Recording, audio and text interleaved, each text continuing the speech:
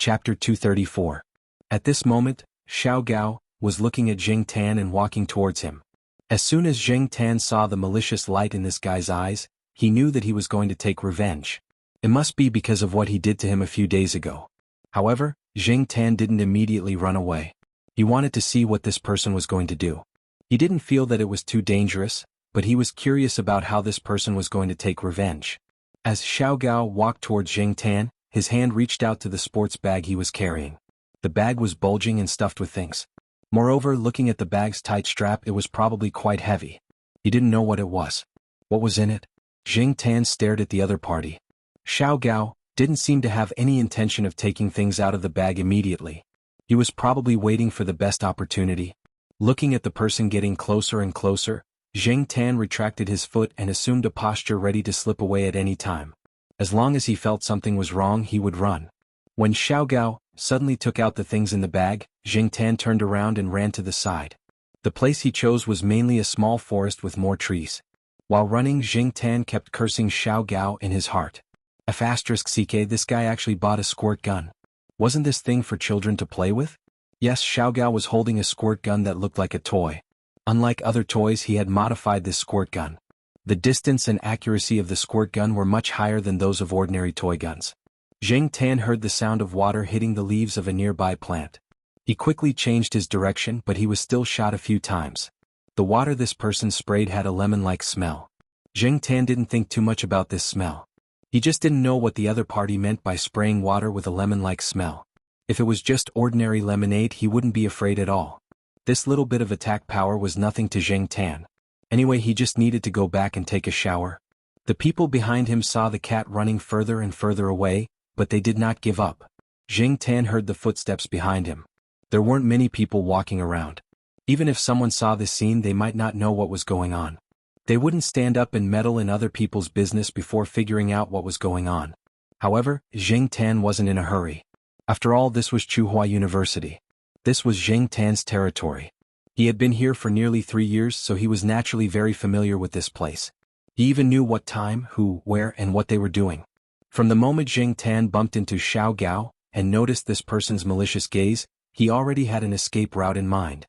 Xiao Gao slowed down after chasing him for a while. He opened the cloth bag and there was a mineral water bottle inside. It was filled with water that he had specially prepared. There was no more water in the water gun. Xiao Gao quickly opened the bottle cap, filled the water gun with water and continued to chase. He knew which direction the cat ran in, and even if he lost it now, he could meet it again when he blocked the cat's home. Xiao Gao passed through a small grassland, turned a corner and saw the black cat again. But what made the corner of Xiao Gao's eyes twitch was that there was not only a black cat there, but also an adult bulldog. Although the bulldog looked very funny, and there was a black patch where its eyes were, as if it had been beaten by someone, Xiao Gao could not bring himself to laugh. At this moment, the bulldog was staring at him, its crooked triangular eyes flashing with excitement and fierceness. This cat was cunning, but the scene in front of him somewhat subverted Xiao Gao's impression of cats and dogs being at odds. Generally speaking, if cats and dogs got along well, the temperament of one side, especially the temperament of the dog, should be more gentle. However, this cat and this bulldog were not gentle at all. Why did it seem like they were on the same side? Of course, Xiao Gao could tell the difference between a dog that bit and a dog that didn't. The bulldog in front of him would definitely bite fiercely. Jing Tan stood behind Niu Zhuangzhuang, and let Niu Zhuangzhuang, who was several times bigger than him, stand in front of him to block the gun. He looked at Xiao Gao, proudly with his tail hooked. Niu Zhuangzhuang's owner would come here every day at this time when he had nothing to do. This was the backdoor area of the faculty activity center. It was said that some time ago, a piece of equipment was stolen in broad daylight, so Niu Zhuangzhuang was brought here by its owner to prevent theft. They were not at the main entrance, but at the backdoor area where there were few people. Anyway, there were people guarding the main entrance and there were many shady places at the back door. There was a large grassland which was enough for Niu Zhuangzhuang to dig a hole for fun. Although Xiao Gao saw that the bull terrier was chained, he didn't want to provoke the dog. Even if the dog couldn't bite him, it would definitely attract a lot of people if it barked. Besides, he always felt that the dog chain wasn't very reliable. "You come out," Xiao Gao whispered behind the dog. Jing Tan stood behind Niu Zhuangzhuang and raised his chin at Xiao Gao. "I won't go out, what can you do to me?" Xiao Gao stood there and waited for a while until the phone in his pocket rang. He glanced at the cat, turned around and left in another direction. He picked up the phone and began to talk. Seeing that Xiao Gao was far away, Zheng Tan pushed Niu Zhuangzhuang, who was wagging its tail and rubbing against him, to the side. He stood up and patted its head, thinking about when he would drag some bones to reward this guy. Looking in the direction Xiao Gao left, Zheng Tan lifted his feet and walked in that direction. He didn't walk far before he heard Xiao Gao answering the phone. That person was sitting in the woods next to the plastic basketball court, facing the basketball court. Usually Zheng Tan would hang around here. There was a sports field not far from the basketball court. He often sat in the woods behind the stands thinking about his cat life. Xiao Gao looked back and didn't pay attention to Zheng Tan anymore, but continued to talk on the phone. "What are you doing? Are you free now?" Golden Tortoise asked. "Nothing, I'm taking revenge on the cat. By the way, didn't you say last time that cats hate the smell of lemons? It didn't work. My cat really hated lemons. After I wiped the sofa with lemons, my cat never scratched it again. Every time it saw me take a lemon, it would avoid it. But since you said lemons don't work, you can try the essential balm next time. My neighbor also has a cat, and his cat hates essential balm. If I have that much time, I might as well take on a big job." Golden Tortoise laughed. "Actually, I don't understand. Why are you arguing with a cat? It's just a cat." Because they had a good relationship, Golden Tortoise often spoke casually. "Okay, let's not talk about this. Tell me why you're calling." "Okay, there's a big job that I can't take on. I'm just helping someone to contact you. They've heard of your name, Lu Ba, and they want you to take over. The price is negotiable." After saying that, he hung up the phone. Xiao Gao, who was Lu Ba by Golden Tortoise, put the phone back into his pocket and sneered. He wasn't laughing at others, he was laughing at himself. There was no need for that. Time was money. If he had the time, he might as well earn money or sleep with a girl. Why would he come here to spray a cat with a squirt gun? He felt childish just thinking about it. He felt that his IQ was lowered when he met a cat. But Lu Ba looked at the black cat hiding behind a tree and looking at him. He felt helpless. This cat was different from ordinary cats. He had seen all kinds of people and pets in the outside world, but there were very few like this black cat. To put it nicely, it was spiritual. To put it bluntly, it was evil. Whether it was a human or a spiritual animal, it wasn't easy for them to come to this world. Generally, unless it was a matter of life and death, Lu Ba wouldn't kill someone directly. He liked to do all kinds of interesting jobs to make money, but he always had a limit. He knew that if he exceeded this limit, he might not be able to live as leisurely as he wanted. Forget it. The squirt gun had been sprayed and the cat had been shot a few times. Just take it as revenge. There was no need to be so calculative with a cat. He lit a cigarette but didn't take a few puffs. He held it between his fingers and looked at the basketball court in silence. Zheng Tan couldn't see his expression at this moment, but he felt that this person suddenly became deep and had a sense of vicissitudes. Was he pretending again? When the cigarette in his hand was almost burnt out, Xiao Gao flicked the cigarette butt into the trash can a few meters away.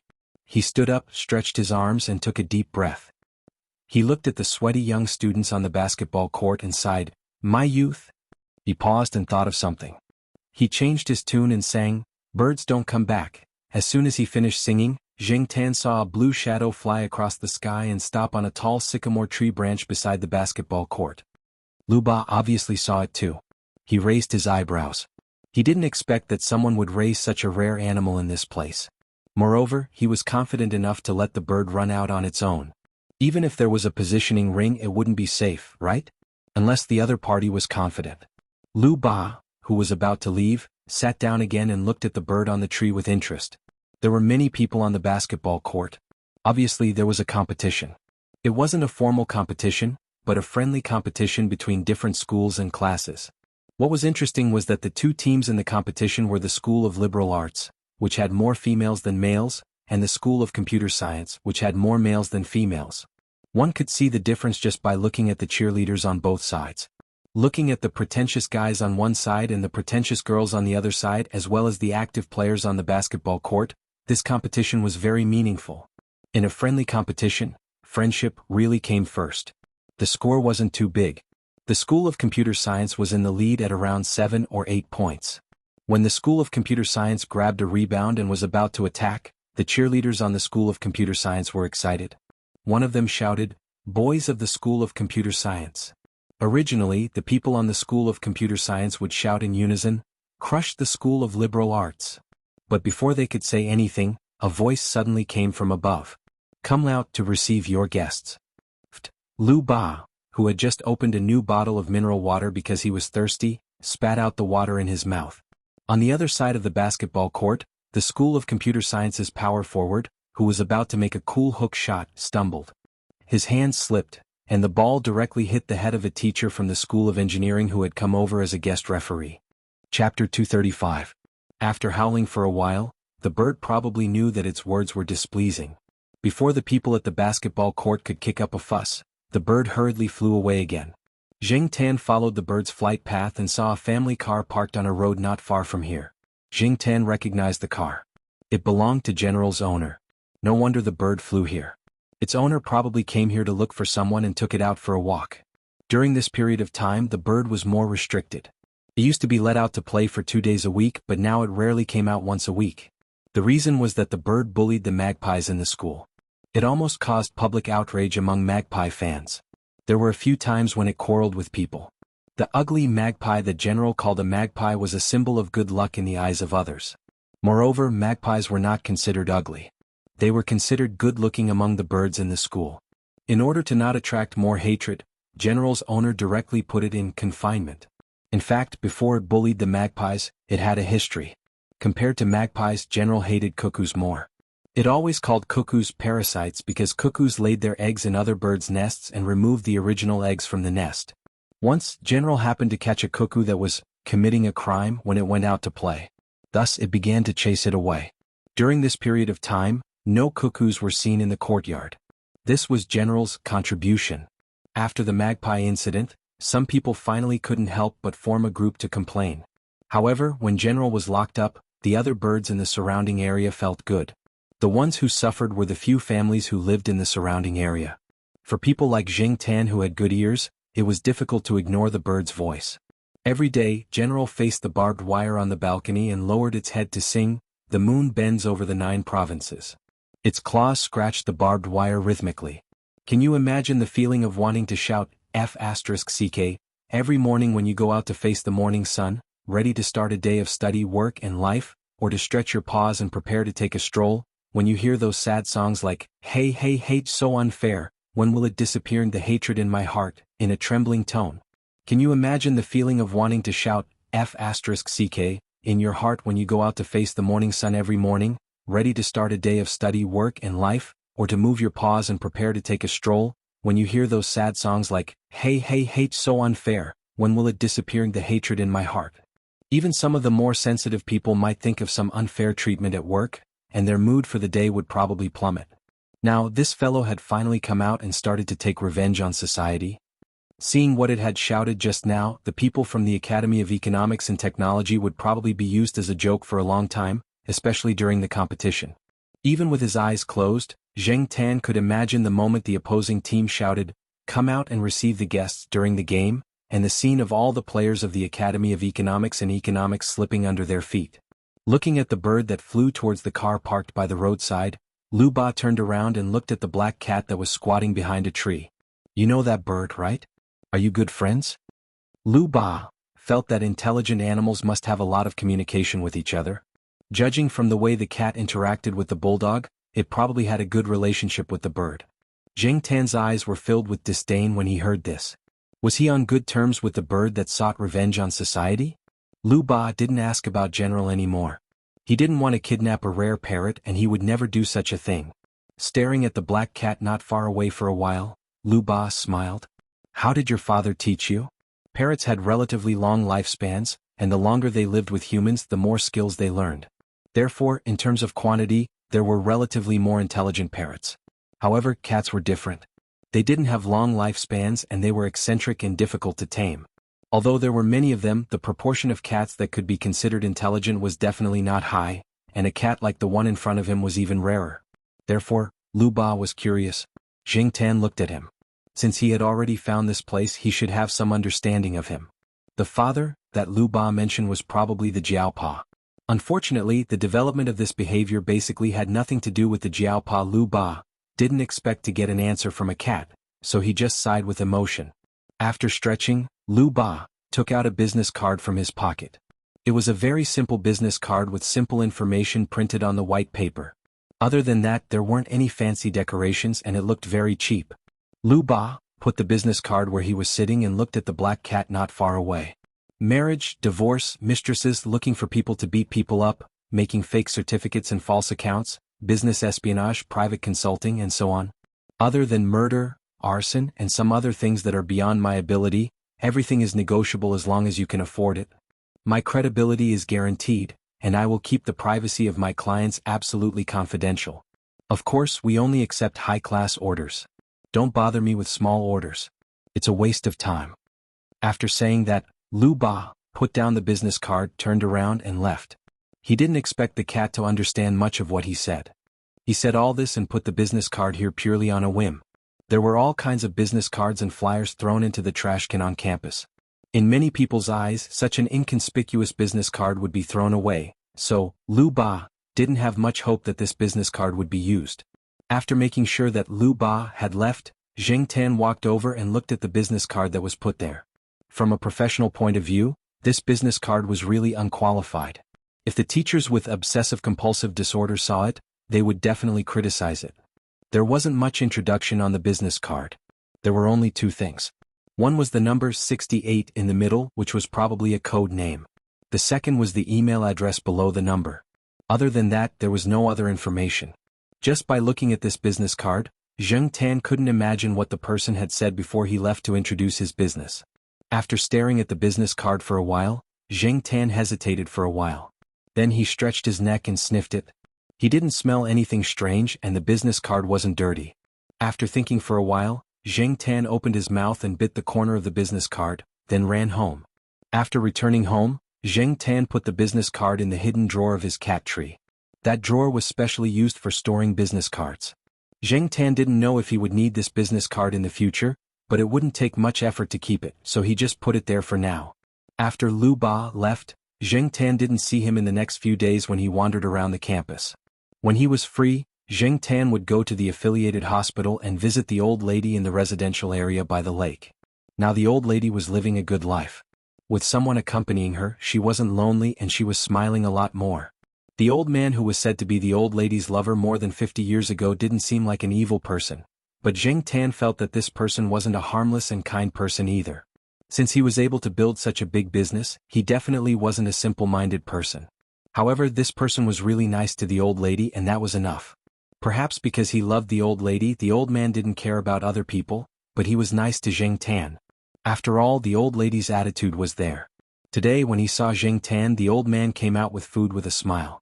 When Jianghu listened to their conversation, he knew that the old man wanted to take the old lady to the south. It was warm there and there were many connections and connections. The medical treatment there was not inferior to here. If there was anything wrong with the old lady, it would be more convenient for her to receive treatment, and they could also hold a wedding or something. However, the old lady didn't agree. When Jianghu went home after wandering around outside, he found that Xiaoguo had come. Today was Saturday. Although it wasn't a working day, Xiaoguo should be busy. Zhang Ziyan didn't expect him to have time to come here. Looking at the situation in the living room, Xiaoguo and Jiaoma had been chatting for a while, but Zhang Ziyan didn't know what they were talking about. Jiaoma frowned. After lying on the sofa and listening for a while, Jianghu found out that the Green Wings Association had been invited to participate in an event. It was said that there were several similar organizations at home and abroad participating in this event. As a newly established association, the Green Wings Association needed such an opportunity to expand its influence and gain the recognition of more similar and larger organizations. It was no wonder that Xiaoguo valued it so much. If this was successful, there was no doubt that the benefits would be great. As the ace of the obvious pet center, Jianghu would definitely be the first to be listed by Xiaoguo. This event didn't require them to bring many expensive varieties. Of course, they had to do a good job of keeping up appearances. Expensive varieties that looked good, such as the ones in Little Gui's shop that were responsible for acting cute, would definitely be brought along. Since there was no requirement for expensive breeds or pedigree certificates, with Jianghu as the ace, Xiaoguo would definitely use it. More than half of the advertisements in the store were supported by this non-expensive black cat, which had no pedigree certificate. There would probably be some programs that would require each family to bring out their trump cards to show off. Other than Jing Tan, Xiaoguo had thought about it all night and couldn't think of a better candidate than this black cat. Although he knew that it wouldn't be easy to convince the Jiao family, Xiaoguo still decided to come and persuade the Jiao family. Thus, the scene that Jing Tan saw when he entered the door was created. After hearing Xiaoguo's explanation, Jiao Ma's first reaction was to object. She couldn't leave, so she had to stay at home to take care of the children. She had 2 children at home, so she couldn't just leave. If her cat went somewhere far away, she would be worried too. She had raised her cat for almost 3 years, so she naturally knew her cat's temper. It didn't like cages, hated being put on a leash, was a bit casual, did whatever it wanted, had a bad temper, and was always suspicious. It was fine at home, but it would be hard to take care of outside. Once she listed all of its shortcomings, Jiao Ma couldn't stop. The more she thought about it, the more worried she became. Xiaoguo persuaded and assured her for an hour, but she still didn't give in. Jiao Ma sent an email to Jiao Pa and complained about what had happened. The next day, after reading the Jiao Pa's reply, Jiao Ma sighed heavily. It's all because you spoiled it. Jiao Pa meant to let Jing Tan make his own choice. Jing Tan had analyzed the pros and cons last night. He wasn't really interested in being in the limelight, but if Green Wings, a newly established association, was still a weak chicken compared to other large organizations, Jing Tan wouldn't be able to gain much from it. After all, his main source of income now was Xiaoguo. His cat still had to feed his family. This was the goal that Jing Tan had set for himself. Xiaoguo was the person in charge of this event. If Green Wings lost face, Xiaoguo's store would lose face. If Xiaoguo's store lost face, Jing Tan wouldn't benefit from it either. Moreover, Xiaoguo said that he would only be there for a week, so it wouldn't be long. Chapter 236. After getting Jiao Ma's approval, Xiaoguo was very excited. This time he was aiming for a few awards.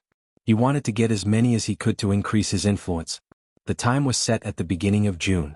Xiaoguo had been busy preparing for the event and contacting some partners. This time, not only was there an exchange and competition between cats, but there were also related products and food displays. This was the main source of Xiaoguo's income. Now that his own brand in his store had been established, he could use this event to promote more. Therefore this time Xiaoguo was ambitious and ready to go all out. After spending Children's Day with little Pomelo at home, Jing Tan began to run to the pet center. Xiaoguo had made a few mission plans, and Jing Tan had to familiarize himself with them first. Jiao Ma also began to prepare for Jing Tan's long trip. Even though Xiaoguo had made all kinds of promises, Jiao Ma was still worried.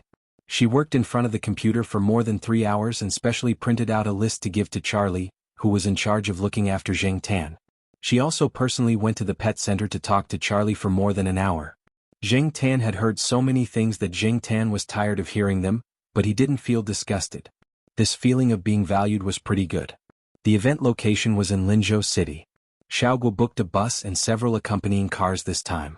More than 80% of Xiaoguo's team members were with him. It took about 10 hours to drive from Chuhua City to Linzhou City. However, Xiaoguo had started to prepare in advance, so he didn't worry about any inconveniences during the 10 hours. There were a total of 6 cats participating in the event, 3 from Xiaoguo's store, and cats from other pet stores or clubs of the Green Wings Association. There were other participants in Chuhua City, but those cat owners didn't travel with Xiaoguo. When the time came, those cat owners would fly to Linzhou City by themselves. If they wanted to travel together, they would contact Xiaoguo. Different from the other cats in cages, Jing Tan had a lot of freedom. He occupied a seat and slept there. Charlie sat next to him. Charlie was now a real cat nanny, and Jing Tan's special nanny during working hours.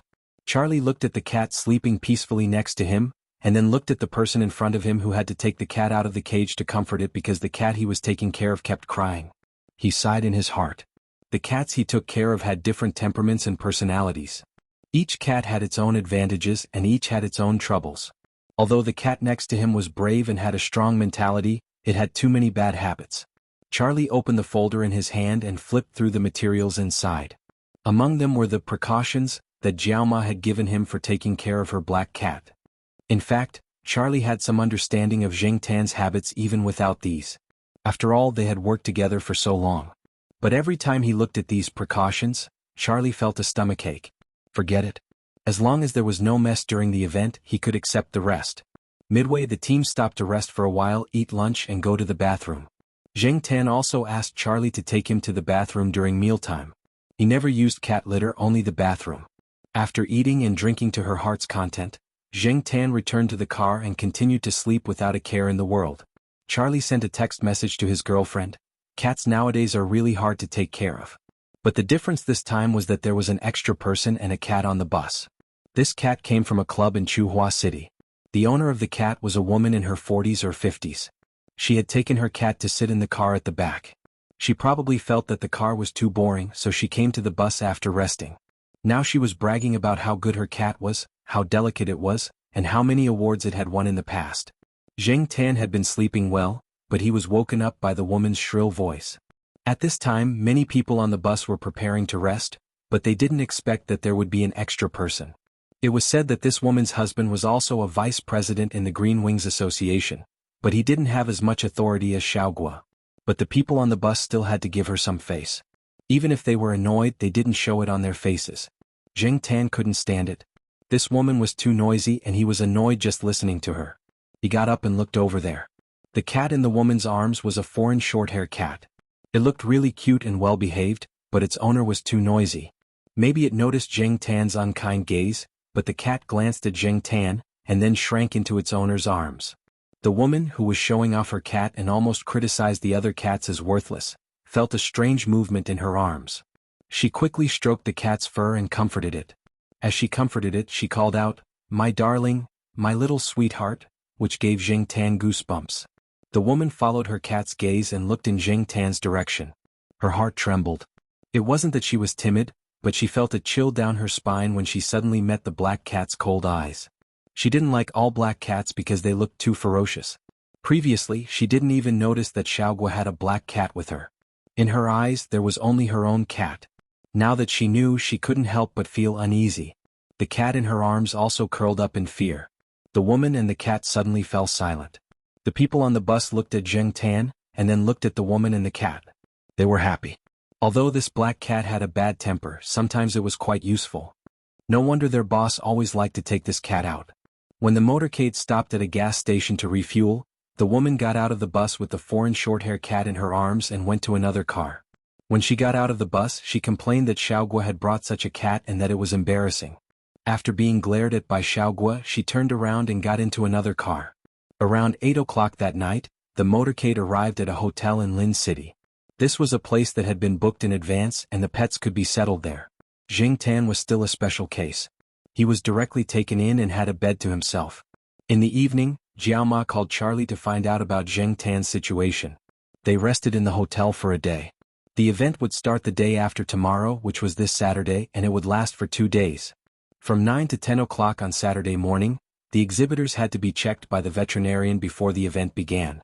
Although this was only an exchange event with unlimited cat breeds, there was also a cat public exhibition program, which was divided into 4 groups: kitten group, adult cat group, sterilized cat group, and house cat group. The first 3 groups were definitely more expensive cat breeds. This event gathered rare breeds from different countries, including Persian cats, hairless cats, Garfield cats, Koenig's curly-haired cats, ragdolls, Maine cats, and other international famous cats with a total value of nearly 10 million yuan. It was enough to satisfy the audience. In addition, the activities on Saturday included a charity bazaar, some lectures on cat love, and a quiz on cat love. On Sunday, there were more interactive activities that were specially arranged. Many people hated cats, and the reason why they were not close to cats was mostly attributed to the temperament of cats. Most cats like to scratch people. When they were happy, they would talk to you, and when they were unhappy, they would ignore you. This time, the organizers wanted to show people the other side of cats. When Jiang Tan was listening to Charlie's conversation on the bus, he knew that some specially trained cats and some very docile and cute cats were invited to the interactive activities to make the audience closer to the cats, or to have a better impression of the cats. Jiang Tan's task was on Sunday. Xiaoguo's task for Jiang Tan was parkour. This was not difficult for Jiang Tan, and this time, Jiang Tan was working with a beautiful woman with a great figure. Beautiful women were indispensable everywhere. Being able to work with a beautiful woman made Jiang Tan feel a little better. He heard that there would be lectures on pet health and medical treatment, consultations, exchanges on pet cat daily care techniques, and a series of activities for pet cats, such as free beauty treatments, epidemic prevention, and physical examinations for pet cats. The purpose was to spread the concept of a fashionable and healthy cat love life. There would definitely be a lot of people and a lot of cats. On Saturday, Jing Tan and the other participating cats were inspected. Here Jing Tan saw all kinds of cats. There were a few hairless cats. Jing Tan stared at them for a long time. Fortunately, the temperature was still warm. If it was winter, he would have to wear clothes and stay in a heated room. There were also curly-haired cats and curly-eared cats. Jing Tan looked at them with interest. He was used to seeing foreign short-haired cats with a flat face. Looking at these strange cats was a novelty, especially from the perspective of a cat. He didn't know if it was because of the different perspective, but the cats that he used to think were all kinds of deformed and weird now felt okay. Jing Tan could see a lot of emotions in the eyes of these cats. Some cats that looked fierce were actually timid. Some looked powerful but were actually timid. They were scared easily. During the inspection, a cat let out a fart that scared itself. It was a silent fart. Jing Tan wouldn't have known if she hadn't heard it from the people over there. But she still laughed for a long time after she found out. Looking at all kinds of cats, Jing Tan thought, what would happen if peanut candy came? However, it was better not to think too much about the impossible. Peanut candy had always been left alone. Li Yuanba had personally taken care of it since it was young. It loved to cause trouble, so Xiaoguo and the others didn't dare to bring peanut candy along. If it came, it wouldn't be peaceful. It was said that the total value of the cats participating in the exhibition was close to 10 million yuan. If it accidentally scratched the champion cats, Xiaoguo would have to pay a lot of compensation. In the venue, charmingly naive Persian cats and chubby British short-hair cats stared at the people coming and going with their big watery eyes. Occasionally they would call out to their owners who were holding them. Looking at how calm they were, it probably wasn't their first time participating in this kind of event. Chapter 237. Jing Tan was led by Charlie, and there was a tall beauty next to him. Charlie had been blushing and stuttering. Although he already had a girlfriend, he was still nervous in the face of such a beauty.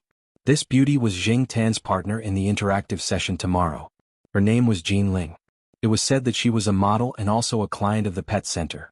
This time she was invited by Xiaoguo to help. Jing Tan looked at Jean Ling critically and gave her 80 points. He felt that it would be better if the skirt was shorter. Unfortunately, it couldn't be too revealing. There were many children who came here. If they were dressed too skimpily, the parents of their children would definitely complain. There had been complaints about skimpy clothes at famous cat shows before. Therefore, even if it was summer, the people working in the venue would still pay attention to their image. After getting familiar with Jean Ling, Jing Tan left Charlie and nestled in Jean Ling's arms. Although Jean Ling didn't have much contact with Jing Tan, she was very active. As long as Jing Tan made a slight move, she knew where to go. She had heard that this cat was very arrogant and had a bad temper. The people in Xiaoguo's shop all followed its wishes, and she wouldn't refute the cat's wishes. It would be easier for them to cooperate with each other tomorrow. Jing Tan was not interested in the competitions of the precious cat species. He just glanced at them and asked Jean Ling to go to the house cat group. This time, the house cat group was exhibiting a dragonly cat owned by a client of Xiaoguo's pet center. This dragonly cat was participating in a public competition for the first time and was a little anxious in the cage. Every cat that participated in the competition had to reach out and hug it, feel its bone mass, look at its muscle state, head, body, tail and limbs coordination and the health of the cat and so on. When Jing Tan looked over there, a foreign judge was holding a cat, touching the cat's fur and evaluating the cat. The host next to him was holding a microphone and translating the judge's words to the audience. The cat was also very patient. It didn't show any impatience after being hugged and touched. It was probably used to it. Of course, these judges must know cats very well and know how to better comfort a cat. Originally in Xiaoguo's mind, the best cat in the house cat group should be Jing Tan. Unfortunately, the Jiao family didn't agree and Jing Tan didn't want to go. Not only did it have to be locked in a cage for onlookers, but most of the cats participating in that kind of competition had good tempers. The judges wouldn't have too much reaction when they held them. Jing Tan definitely couldn't stand these. Another reason was that it was said that non-sterilized cats that won this kind of award were basically treated as breeding cats. Jing Tan definitely didn't want to have anything to do with a female cat. There were also many people in the house cat group. Compared with the expensive cat breeds, the cats in the house cat group were more approachable. Expensive cats were only used for viewing. It wasn't easy to raise them. They were too expensive and took a lot of effort. However, people had the most contact with house cats such as dragonly cats, which were all common cats. Jing Tan looked around.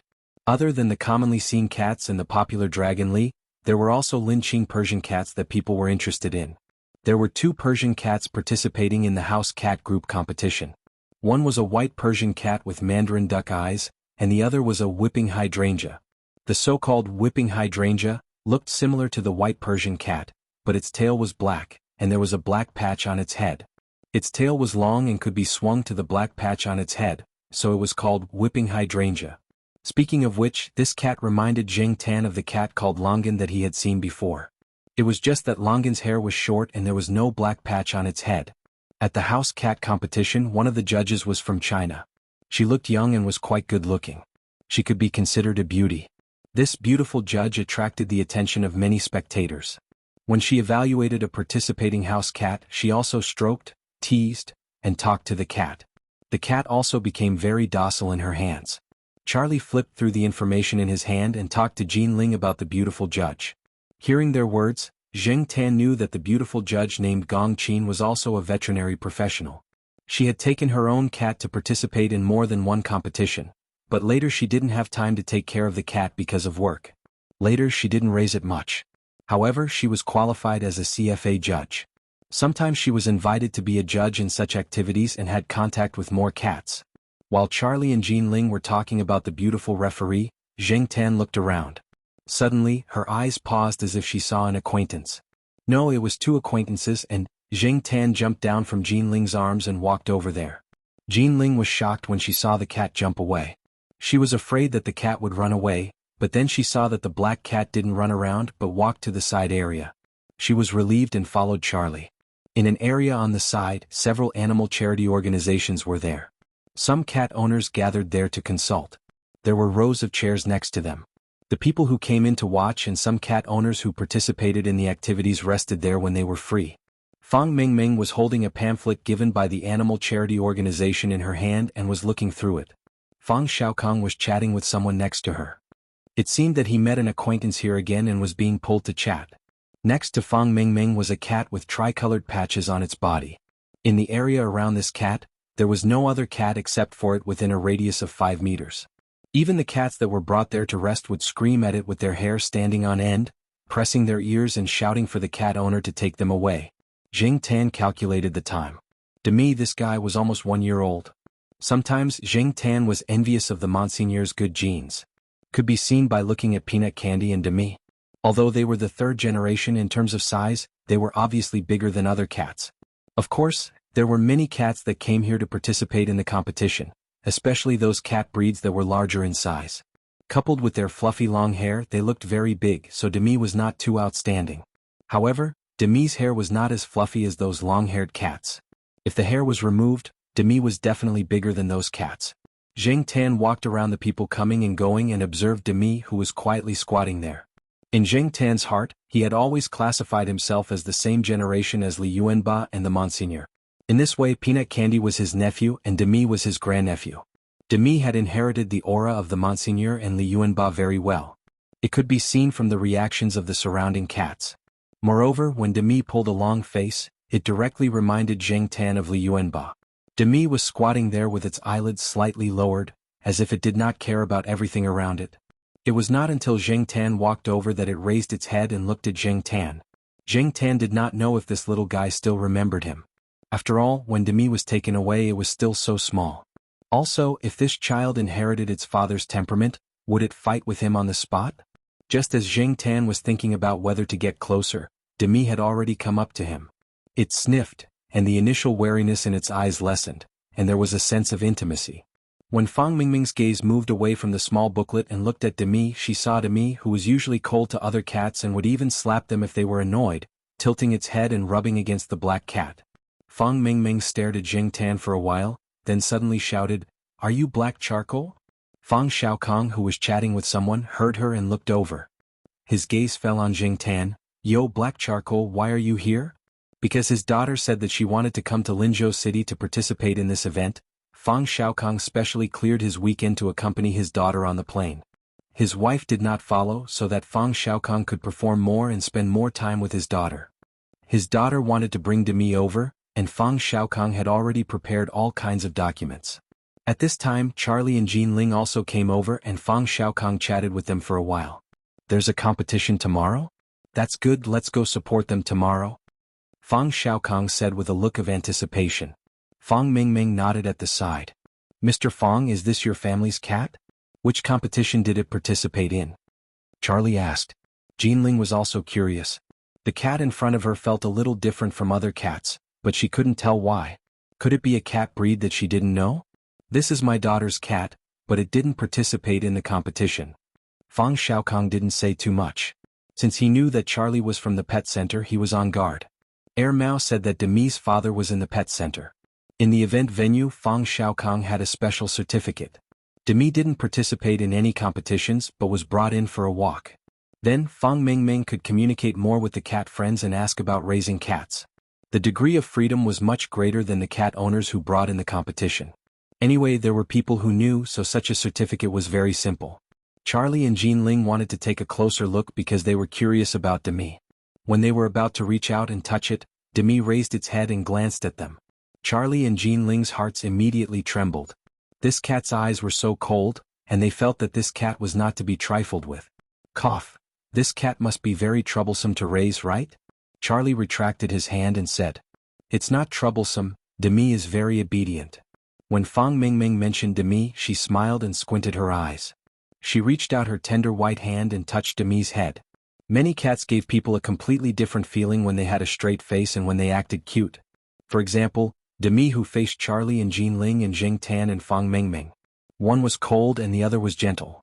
One was difficult to get close to, and the other took the initiative to get close to. When Demi raised its head to look at people, due to the lighting in this area of the venue, Demi's pupils shrank slightly. Together with Demi's straight face that resembled Li Yuanba's, it looked much sharper. When its pupils dilated due to excitement, coupled with its coquettish actions, it let people know that this cat could also get close to people. That was even more adorable. Charlie looked at the difference between before and after and laughed dryly. He thought for a while and said, Mr. Fang, your Demi is quite similar to the two cats in our pet center. I'm telling you, I'm definitely not lying to you.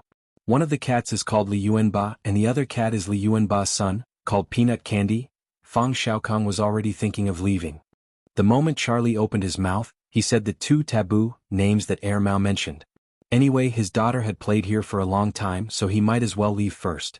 When Fang Xiaokong held Fang Mingming's hand and left, Demi raised its tail and did not look around.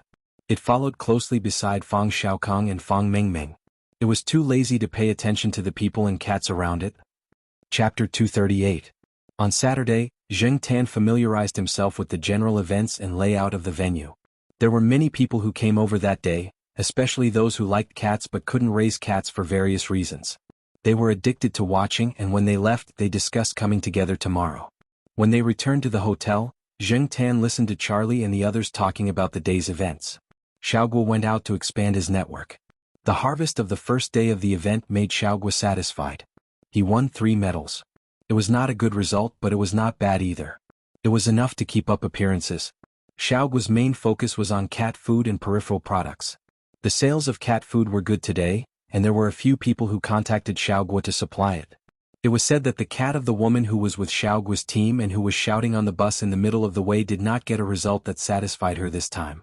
The cat almost fought with another cat that participated at the time. However, for the woman, although it was a pity that she did not win an award, she still loved her cat. This made Jing Tan's impression of her a lot better.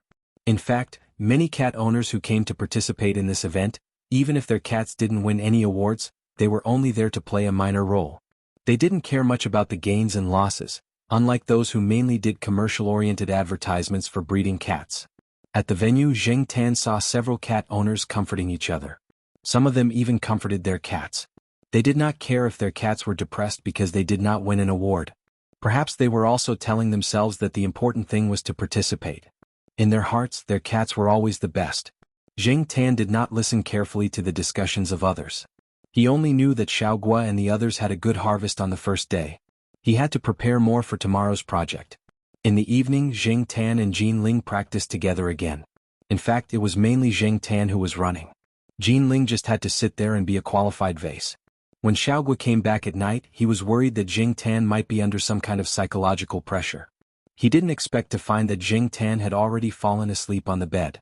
Compared to Zheng Tan's calmness, Xiaoguo was still a little worried. Even if the cat performed well when his team was shooting advertisements, there would be too many people at the venue tomorrow. The audience, especially the children, would be screaming and yelling, which would affect the cat's mood.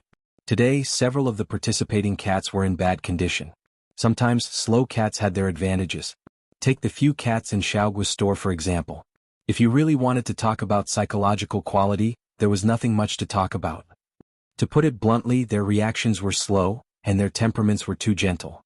Xiaogua knew that Jingtan was different from other cats. Moreover, because of the great harvest on the first day, he hoped that more people would know about Green Wings, obviously Pet Center, and the products in the industry chain that he had created. There should be good results, right? In the evening, Xiaogua, who was supposed to fall asleep after drinking too much, had insomnia. He didn't fall asleep until the second half of the night. The next day, the second day of the event, Jingtan got up in the morning and had breakfast refreshed. He picked up Charlie's wet and warm towel and wiped his face. Then he followed Xiaogua and the others to the venue. Before she got out of the car, Jingtan looked out of the car window. There were a lot of people outside the venue. There were a lot of sheds selling pet necessities, and there were also a variety of cat climbing frames on display. There was a long line at the other entrance of the venue. There were many people who brought cats here today because there were a series of activities for pet cats, such as free hairdressing, epidemic prevention, physical examination, and so on. Of course, the free activities were limited. If you wanted something more detailed, you would have to contact and make an appointment. Then you would go directly to the physical store. Today's free activities were just to show off to the cat owners. The layout of the venue was also slightly changed. There was a space in the center for the cats to perform and interact. As soon as Xiaogua arrived at the venue, he was pulled over to discuss things. When he left, he asked Charlie and Jean Ling to take Jingtan to familiarize himself with the environment. Jingtan looked at the staff over there who were checking the cats and the person in charge who participated in this event. By the way, they were confirming whether there were any objections to the order of appearance. After all, the order of appearance was also drawn by drawing lots. No one could blame anyone, and some people who couldn't come in time because of unexpected situations would change the order. There were 10 cats participating in this segment. Jingtan was the 7th.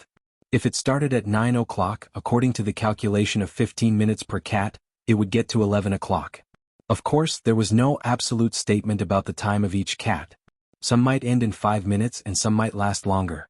The deciding factor was the cat's performance and their popularity. They could attract more attention from the audience and ask for photos. The higher the popularity, the longer the duration. Jingtan looked at the list in Charlie's hand, then looked away uninterestedly. At this time, some of the cat owners and cats who participated in this segment arrived one after another. Jingtan glanced at them. The cats looked very smart. The interaction with their owners or trainers showed how familiar they were with each other. Moreover, these cats didn't have a leash, but a few of them were wearing small clothes. They looked quite familiar. Jingtan also found that most of these cats were not purebred expensive cats. Also, many expensive breeds had many defects. Some people were already standing on the second floor, looking at the open space on the first floor expectantly. "BC, let's go," Charlie called out to Jingtan. They were going there to report and sign. The inspectors needed to look at the photos of people and cats during the registration. Because they were going to appear in public, Xiaogua asked them to call Jingtan BC. The name of the contestant on the registration list was Black Sea, and the breed was a domestic cat. There were only 10 contestants, so it didn't take long to check and sign on the spot. Jean Ling took Jingtan and rested on the side after wandering around. It's starting. Someone in the crowd called out to his partner. Jingtan glanced at the crowd that was gathering quickly. Many people were holding cameras and DV. A few fathers let their children sit on their necks, while the children held the DV and took photos. Seeing so many people paying attention to him, Jingtan, who had a casual attitude, felt that his performance later must not be too bad.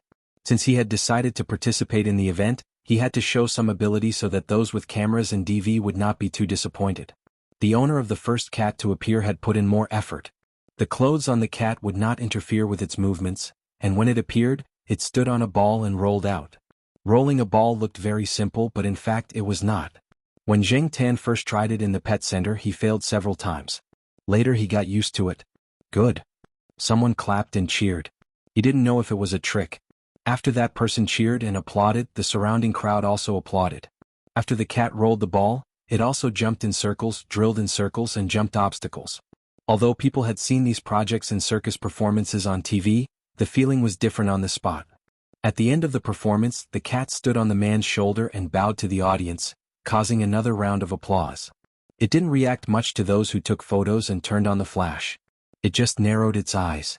In general, it was calm. After the performance, several lucky audience members who had drawn ticket numbers went to take photos with the cat and its owner. Jiangtan observed carefully. A few of the people in charge had already started telling the people in the crowd not to use the flashing lights. After all, not every cat was as indifferent to the flashing lights as the cat at the beginning of the show. The next few cat performances were similar. Some male audience members' attention was on the cat owners with cat ears. There was a cat group's musical performance that attracted a lot of attention. The musical instruments were different from professional instruments. Some of them were more like children's toys, but they could make sounds.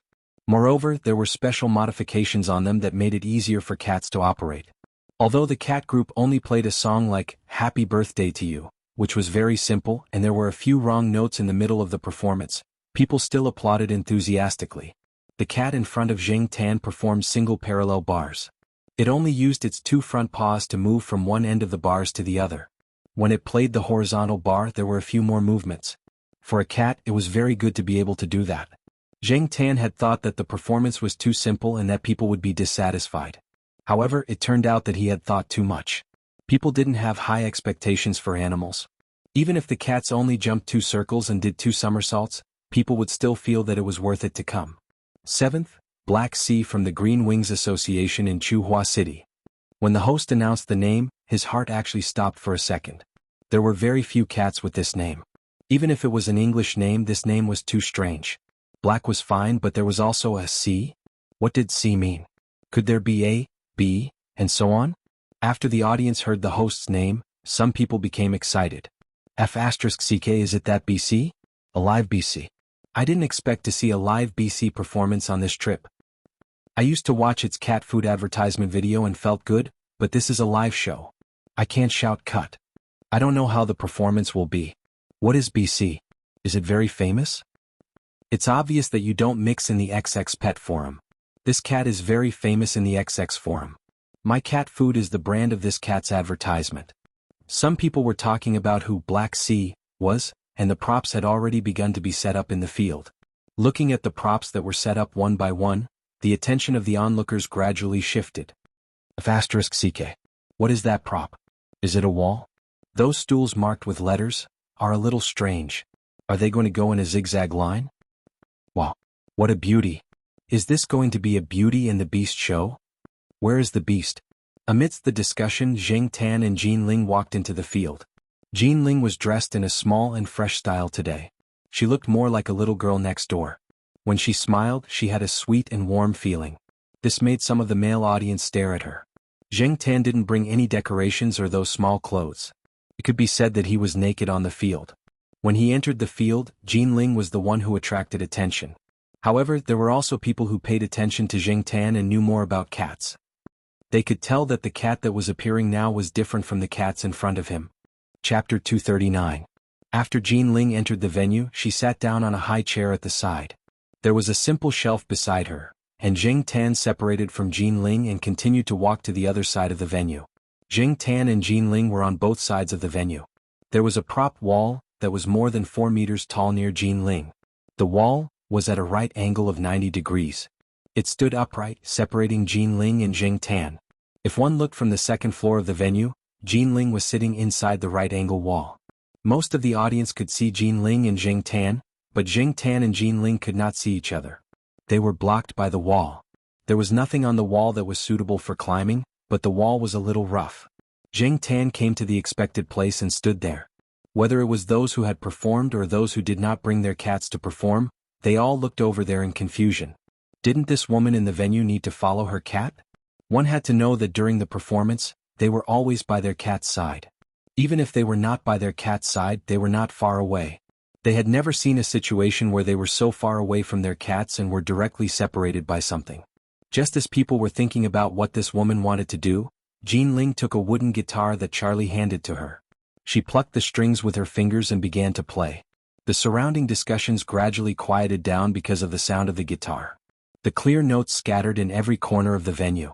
They were freely retracted in Jinling's fingers, free and casual, as if the sincere and pure emotions of a young person were naturally revealed. Looking at Jinling sitting there, she was dressed in fresh clothes, and the corners of her lips were slightly curled with a faint smile. When she plucked the strings, it made people feel as if this person was a dancing warm fire. Without a doubt, at the moment of the opening, Jinling was the focus of the crowd's attention. Some people were already thinking that even if the cat did not perform well, they would still applaud and cheer for it just for the sake of this guitar song. On the other side of the neglected white right-angled wall, Zheng Tan also moved. When Jinling played the guitar to a certain note, Zheng Tan jumped onto the first stool marked with the letter A, and then jumped onto the second stool marked with the letter B. Zheng Tan felt that this kind of performance was extremely retarded and lowered his IQ.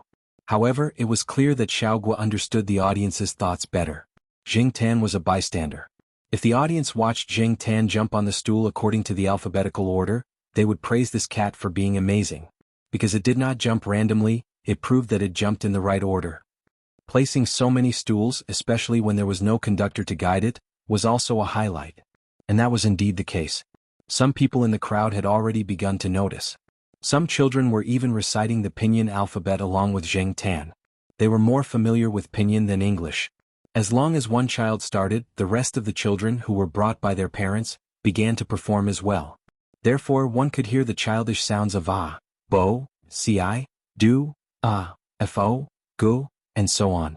The children only looked at the jumping order of the black cat in the field, while some people saw more. That cat is stepping on the beat. Someone exclaimed softly. When the people around heard this, they stared at the black cat in the field for a while and found that every time the cat jumped onto a stool, it would step on the spot a few times. They didn't pay attention to it before and thought that the cat was adjusting. Now, it seemed that there was another mystery. It's true. This cat knows music? No way. It should have been trained like this during training. It's just a live accompaniment, someone said, thinking that he had guessed the truth. Zheng Tan ignored the reactions of the people around him. He jumped a few stools in the first stage. It was just a simple beginning. Due to the limited size of the field, walking in a straight line would not have much expressiveness.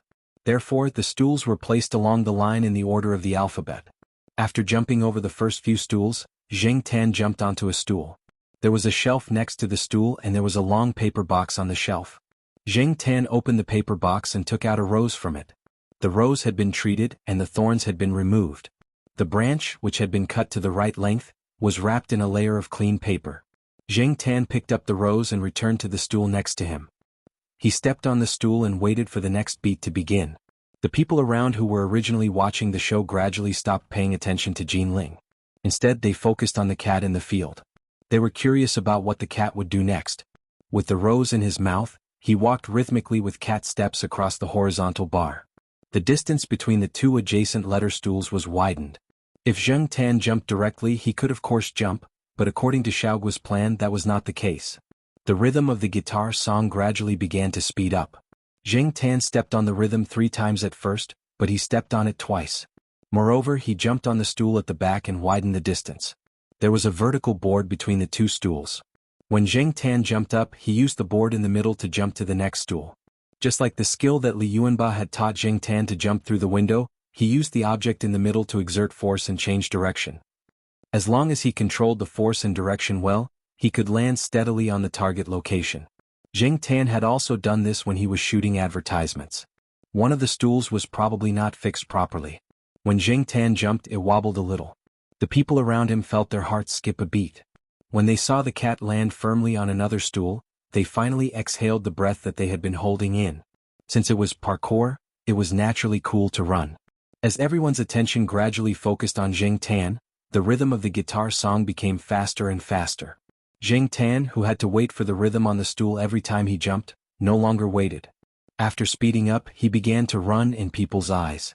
In addition to stepping on the stool, he also jumped over the paper circle covered with a thin layer of paper, and then jumped from one grid to another. He was very fast. If they hadn't seen the hole in the middle of the paper circle, people wouldn't have been able to tell that the cat had just passed through the middle of the paper circle. The onlookers only felt that the black shadow in the field was getting faster and faster, like a hurricane blowing through the field. There was not much discussion around the field. Everyone's eyes were chasing the fast black shadow that flashed by, for fear of missing a link. After successfully passing through the obstacles in the middle and jumping over the last stool, Zheng Tan had already arrived in front of the white wall. Black and white, a sharp contrast. Just as people were thinking about whether the cat was going to climb over the wall or find a shortcut to go around it, Zheng Tan did not stop or slow down.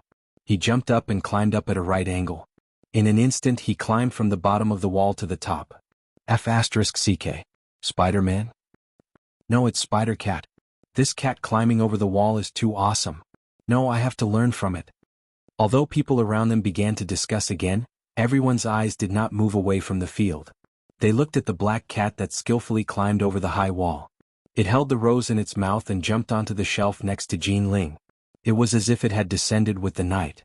Against the dark night, the flames would be even brighter and more dazzling.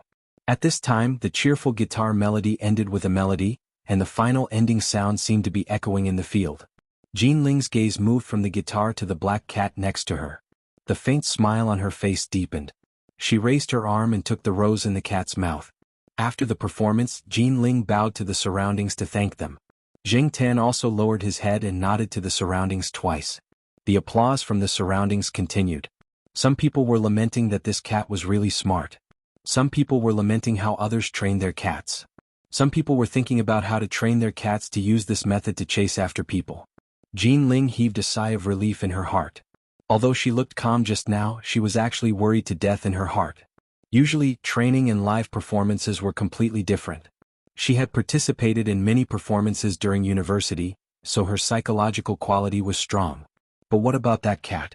She could not see the situation on the other side, but it seemed that everything was going smoothly. Zheng Tan did not look proud at all.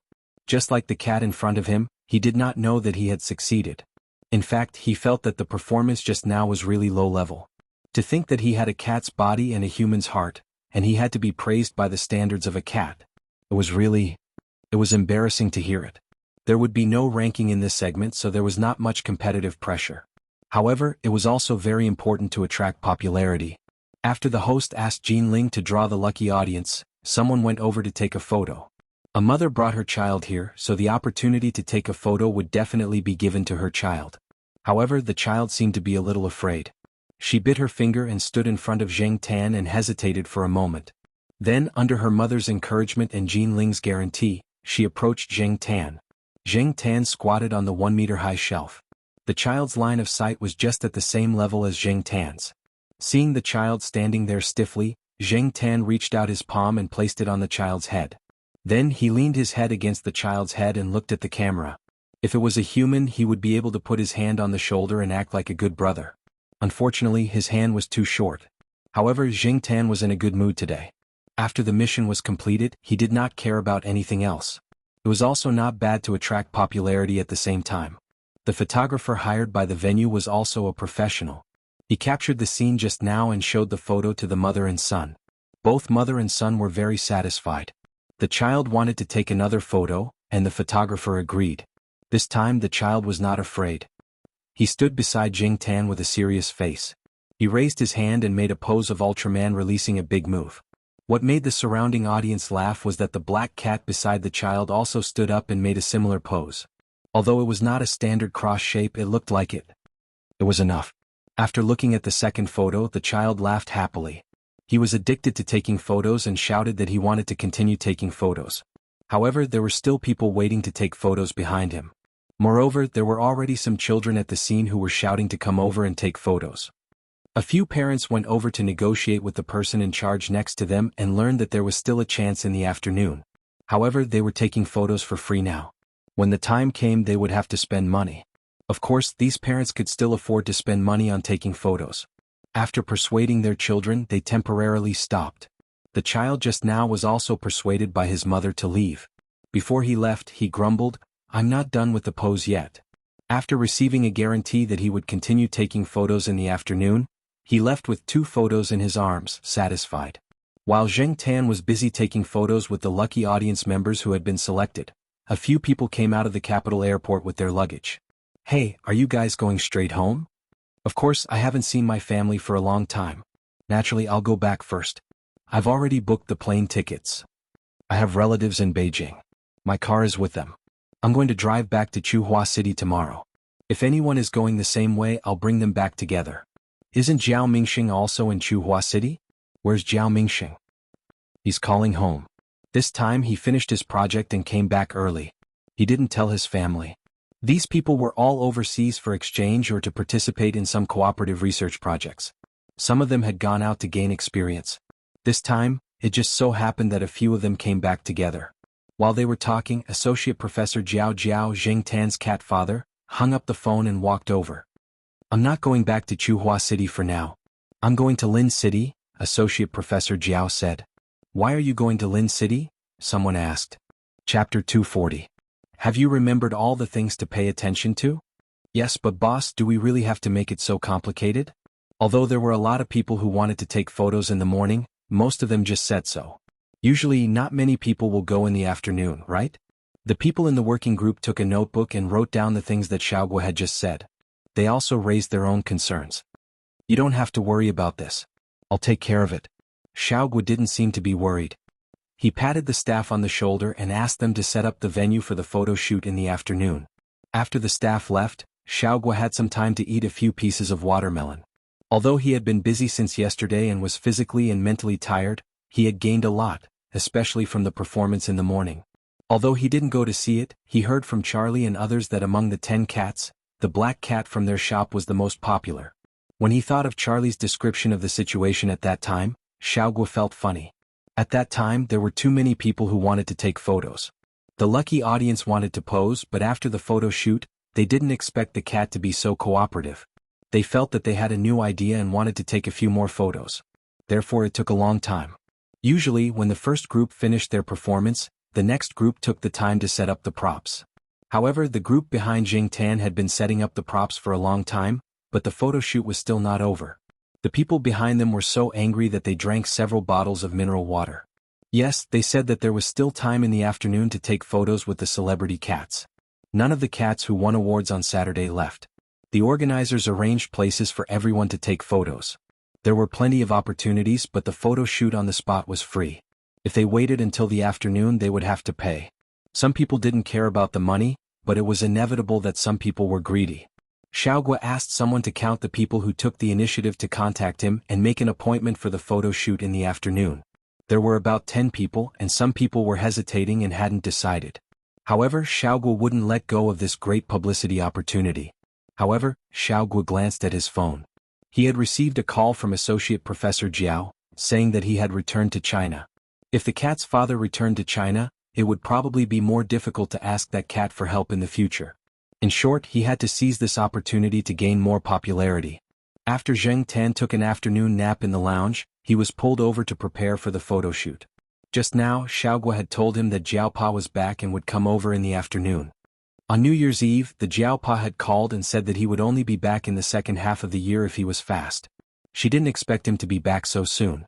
She heard that he had bought a 2-hour flight from Beijing to Linzhou at 1 p.m. He would arrive at Linzhou at 3 p.m. She just didn't know when the Jiaopa would arrive at the venue. Knowing that Jiaopa was coming, Jing Tan's good mood became even better. Even his attitude towards the people who wanted to take photos with him became better. There were a lot of people taking photos in the morning, including some children. Fortunately, those children did not pull Jing Tan's beard. They were quite well behaved. Hopefully the afternoon would go smoothly as well. The competition in the morning was not ranked, but the group photo in the afternoon directly reflected who was more popular. Xiaoguo had asked someone to set up the venue at noon. Now, it seemed that the shooting location was quite professional. The person in charge of taking photos was also a professional photographer in the team. This was an old man who had worked with Jing Tan many times and was familiar with each other. At the beginning, a few young people, especially a few young men, came to take photos with Jinling. Jinling did not refuse. Now, some of the young people who were wandering outside were itchy. They quickly lined up to pay and take photos. Because of this, when the people whose goal was the cat and the people whose goal was Jinling were added together, there were more people in line. This was the brilliance of Xiaoguo. We don't lose to cats and we don't lose to girls. We have to grab both hands and be hard on both hands. However, everyone who came to take photos with the cat, Xiaoguo asked people to tell them that the cat could not be touched, especially the head. If they touched it, they would not be responsible for being caught or bitten. As long as they listened to their arrangements, everything would be safe and sound. For many people who knew cats, they felt that cats should be touched and scratched more on their chins to get close to them. However, the people at the scene told them that this black cat was different from him. They could not explain it even if they really wanted to.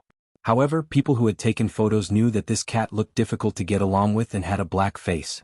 In fact, it was quite friendly to take photos. For example, it took the initiative to cooperate and pose for photos. 20 yuan for a photo. Although the photo was not big, it would be beautifully made. Moreover, the name Green Wings and the name and address of the pet center were printed on the back of the photo. Xiaoguo would not give up any publicity opportunity. This was the psychology of people. Even if they were not interested in what everyone was doing, they would still want to join in the fun. Some people who only took photos with famous cats and champion cats also came to line up when they had free time. There were some props clothes on the side. People who were about to turn could go over and choose props clothes. A 6 or 7-year-old boy ran over and picked one. Then he stood in front of the fitting mirror and looked at himself. He probably felt that he was so handsome in the clothes that he peed his pants. Yes, he really peed his pants. When Zheng Tan heard the people around him laughing, he looked over and found that the little kid in front of the fitting mirror was pursing his lips and crying out loud. His pants were wet, including the prop's clothes. There was a large wet urine stain. Sometimes, Zheng Tan felt that, in fact, the thoughts of children were quite strange. If they did not say it, you would not necessarily be able to guess what they were really thinking. There were many people taking photos. For Zheng Tan, this was actually not a troublesome thing. He just had to pose there and get a few kisses from a few ladies. However, the age range of these ladies was too big, from 8 years old to 68 years old. Zheng Tan accidentally found that his forehead had been kissed. There was also a 2 or 3-year-old child who kissed Zheng Tan's forehead and left a trail of saliva on Zheng Tan's head. No one knew what this little kid was thinking at that time. Seeing this, Charlie hurried over and wiped it with a paper towel, then a few more times with a wet towel. Seeing that Zheng Tan did not fly into a rage on the spot, Charlie was relieved in his heart. During this period, some people from the organizers came to watch the photo shoot, and there were also photographers. The organizers contacted Xiaoguo and asked him to bring the cats to take photos at the end of the event. The cats in the photos were all cats that had won awards. Zheng Tan was the only house cat that had not won an award. The other 3 house cats were the first, second, and third house cats in the house cat group. However, in terms of popularity at the venue, Zheng Tan was still a lot more popular than them. At around 4 o'clock in the afternoon, the event was coming to an end. The number of people taking photos gradually decreased, except for those who had already paid and lined up. Those who came later were all told that the event had ended. "Hey sir, I'm sorry, but the photo shoot has ended. If you are interested, you can patronize our shop. If you have cats at home, you can also take a look at our brand. The quality is absolutely guaranteed." The people at the side of the photo area stopped the person who came over, but before he finished speaking, the people from the group behind him came over. Teacher Jiao, why are you here? Are you here to pick up the cat?" The person who came over was an old acquaintance of Xiaoguo's from the pet center. He was also one of the few people who knew that Zheng Tan was in the Jiao family. The person who came before saw that everyone knew each other, so he stopped talking and let Associate Professor Jiao go straight in. When Zheng Tan was taking photos with someone, he caught a glimpse of the Jiaopa standing on the side.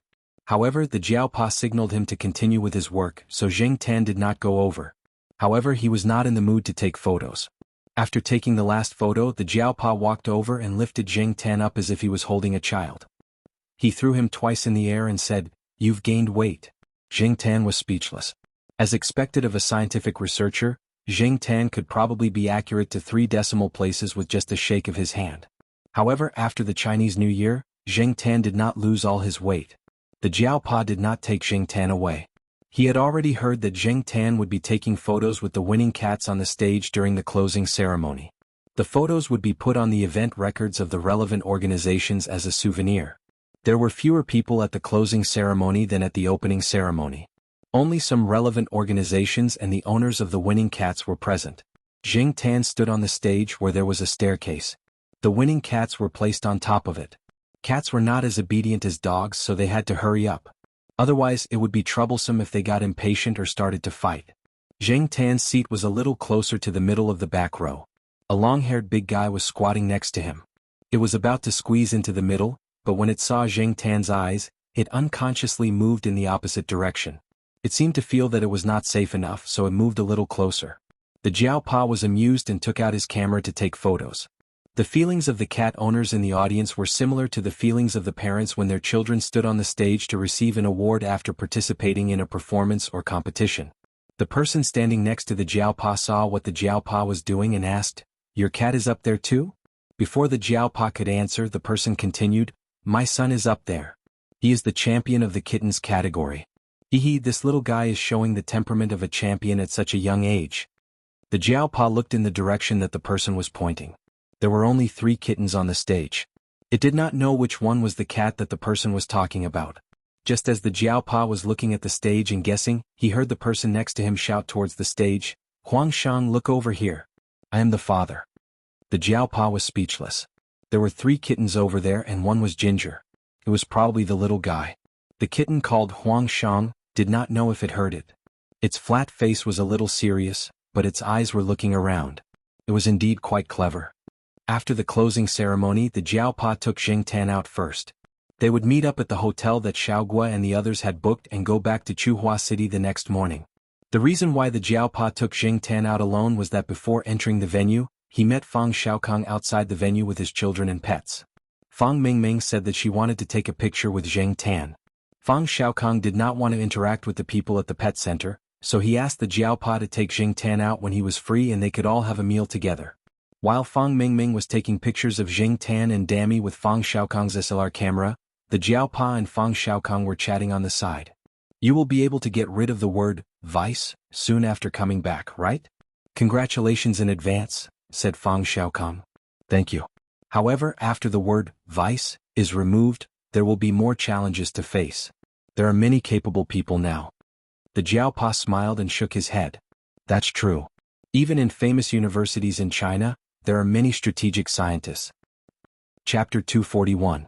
They didn't chat with Fang Xiaokang and the others for too long. Jingtan and the Jiaopa returned to the hotel to meet up with Xiaogua and the others. The next day they returned to Chuhua City with the team. This time Little Gua's harvest was quite bountiful. Xiaogua, who was in a good mood, chatted with the Jiaopa and praised Jingtan to the skies. Jingtan ignored him.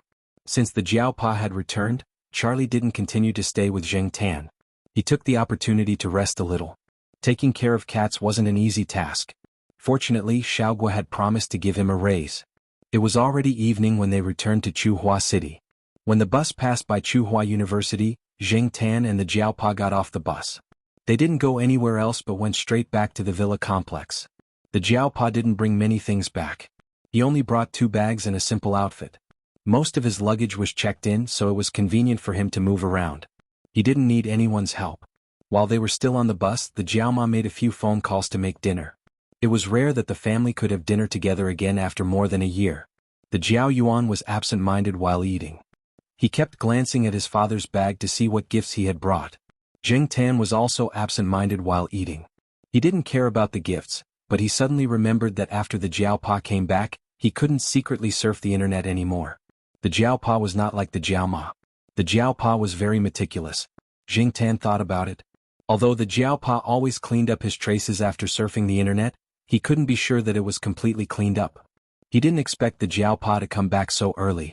After the meal, the Jiao Yuan and little Pomelo went to look at the gifts.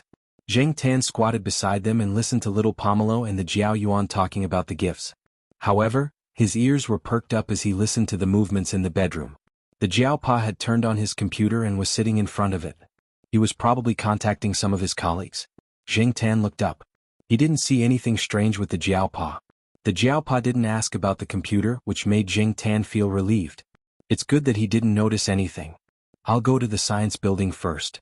The Jiaopa stood up and said to the Jiaoma, who was tidying up the living room. "It's already so late. What are you going to do? Supervise the students?" The Jiaoma joked. Many students from the Institute of Biological Sciences would stay in the lab at night. They would only go back to the dormitory after 10 o'clock. "No, I need to scan some documents and send it to someone," the Jiaopa said. He didn't have any rigid rules for his students. As long as they could produce results, they could arrange their own time. "All right. Treat your students to a meal. There are already 5 of them now. Yes, there will be more in the future." The Jiaopa sighed.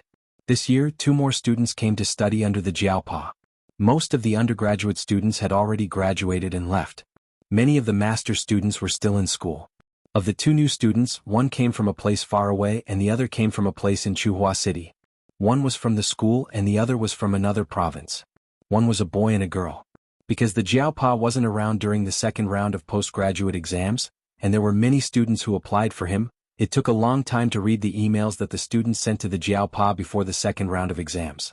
However, the Jiaopa was busy at that time, so he didn't have time to read them carefully. He replied with a few sentences and asked another teacher in the institute to check the emails.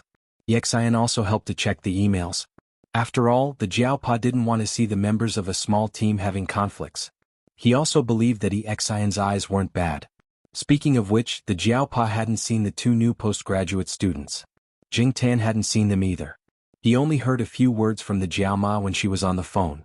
However, when the Jiaopa said, "There will be more in the future," did it mean that the Jiaopa was going to start recruiting more people? In the past he only recruited one person. This year he recruited 2 people. Next year he will recruit 3 people. At this time, Tsinghua University's Institute of Biological Sciences. Although most of the teachers' offices were empty, the students' self-study rooms and laboratories were still brightly lit. There were many people inside. Of course, this didn't necessarily mean that every student here was very hard-working. In the self-study rooms, there was air conditioning, internet, and they didn't have to worry about electricity bills. What's more, some students could even find a partner in the self-study room. How comfortable was that? However, those who were strictly controlled by the instructors and had planted eyes and ears in the self-study room were not so harmonious. Generally speaking, from the outside without looking at the images on the students' computer screens, it was a very encouraging scene. In the Jiaopa's office, Xian and Su Chu were chatting. At the same time, there were 2 other PhD students who had a good relationship with Su Chu. As for Zheng Jing, he was now in the laboratory teaching the new students to do experiments. There was a big watermelon on the table.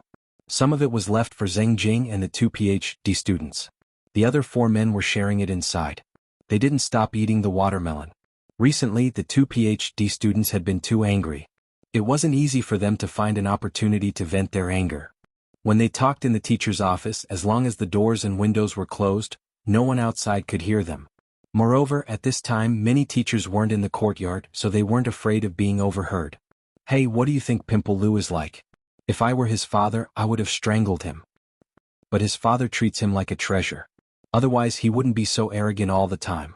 Su Chu sat next to them and ate the watermelon quietly. He didn't take the initiative to talk. The 3 people in front of him were all seniors.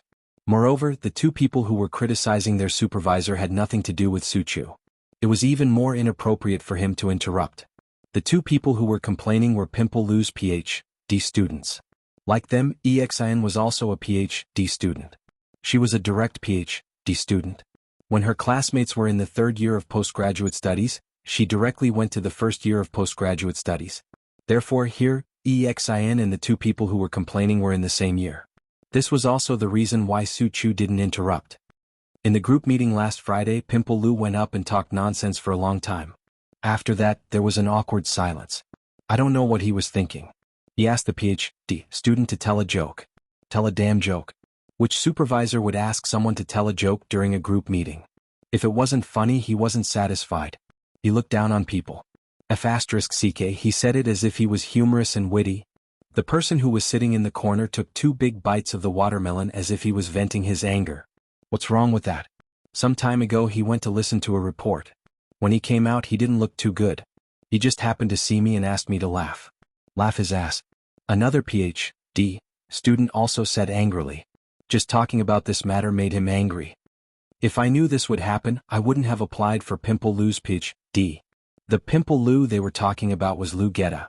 Many students in the institute jokingly called him Pimple Lu in private. This name came out from the mouths of Professor Lu's students.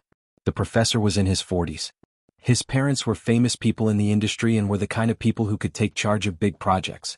Pimple Lu himself didn't have much ability, but under his profile on the institute's website, there were a lot of dazzling reputations. Various articles with high impact factors, various big projects under his hands and various titles. The students who applied for Pimple Lu were all deceived by these. This was because the supervisors had big projects in their hands and could happily distribute money to their students. It was also easier for them to produce results to decorate their personal files. When they graduated they could find a good place to go. Unfortunately, his character was F***king despicable. He was F***king lying. This was what a lot of people were thinking. Everyone was fooled by that string of glory. Many of the teachers in the institute also couldn't stand Pimple Lu. They felt that this person didn't have much ability. He was nowhere to be seen all day, only took money but didn't do anything. He was a dog in the manger and didn't do anything. He hogged some positions but didn't do anything. None of the students under him produced any results, but he was still able to clinch all kinds of million-dollar projects. It couldn't be helped. His parents were too awesome and couldn't compete. This was also what Fang Xiaokong called a strategic scientist sarcastically. He only thought about how to make money from projects. As for scientific research, didn't he have the old man and woman at home? When the time came, he could just go there and put his name on it or directly put the results under his name. If he can say a few more good things about me during graduation, I'll endure it. I'm just worried that he'll embarrass me during the graduation thesis defense. A while ago, when a master's junior was doing his thesis defense, Pimple Lu mercilessly criticized that junior in front of so many judges. At that time, my junior's face turned green. Hey, tell me which teacher would criticize his own student like shit in front of the other teachers in the academy? I'm not afraid of being criticized. After being with him for a year, I've become a lot more thick-skinned. I'll be fine as long as he doesn't deliberately stop me from graduating. Listening to the complaints of these two seniors, Su Chu felt that his supervisor was really too kind. Exan had the same thoughts as Su Chu. Although my boss doesn't have much power in the institute and is only an associate professor, he's really capable and kind to us. Let me tell you, even if he came here and saw us eating watermelon in his office and spitting out watermelon seeds, he wouldn't scold us. As soon as Exan finished speaking, the office door opened. Originally, Exan thought it was Zheng Jing.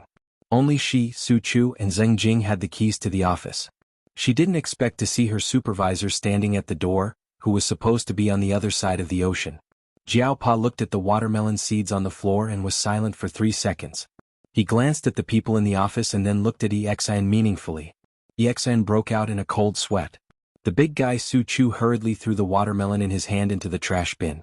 He didn't even have time to wipe his mouth. He stood up and stammered, "BBB boss." The two PhD students sitting on the side didn't know Associate Professor Jiao, but when they heard Su Chu call him that, they understood. They quickly put down their crossed legs, called out, "Professor Jiao," and immediately ran away. "You're back. I'll clean this place up immediately." Exan hurriedly asked Su Chu to pack up. "Don't be in such a hurry. I'll take the materials and leave." Exan watched her supervisor take out the key, open the drawer and leave with the materials.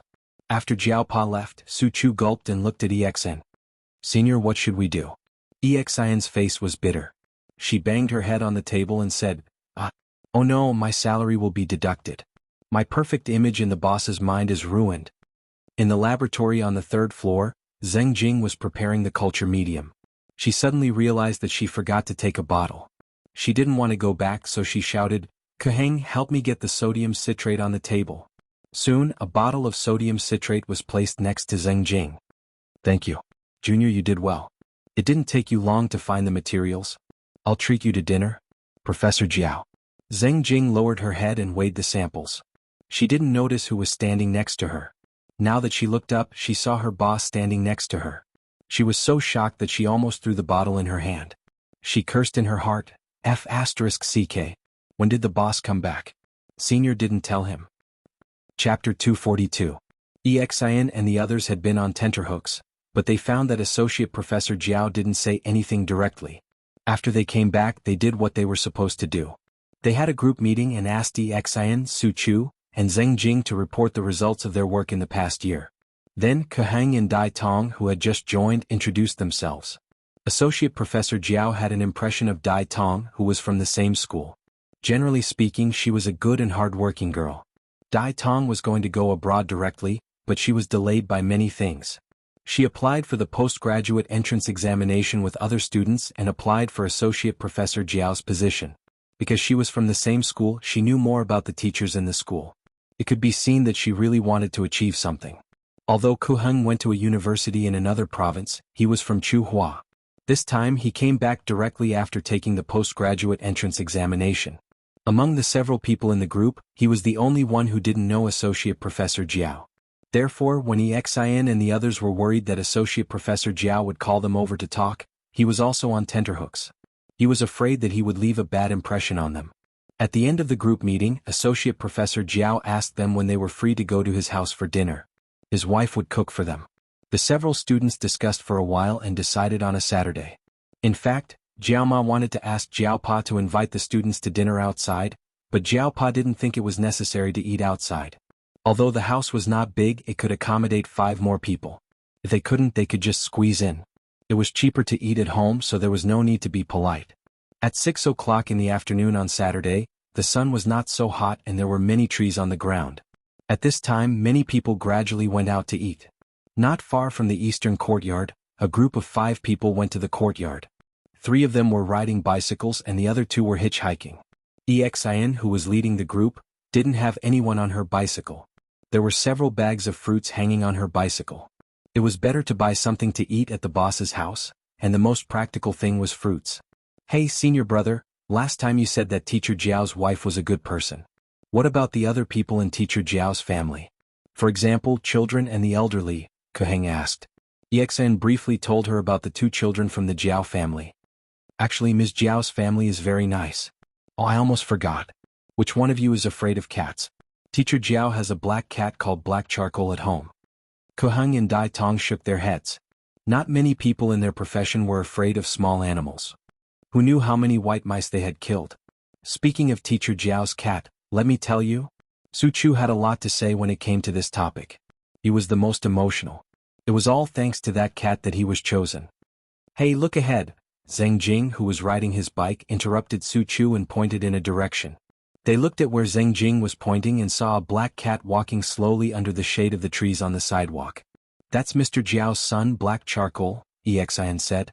Will it answer if I call it? Kuheng asked. Not necessarily. This cat is a bit special. Xian didn't say anything definite, but she thought to herself that it probably won't answer. Black Charcoal. Kuheng shouted. They were riding faster than walking, and they were getting closer and closer to the cat. Although Kuheng's voice was not loud, the cat could definitely hear him. Unfortunately, the cats and birds in front of him ignored Kuheng and continued to walk slowly towards the courtyard. They didn't even pause for a moment.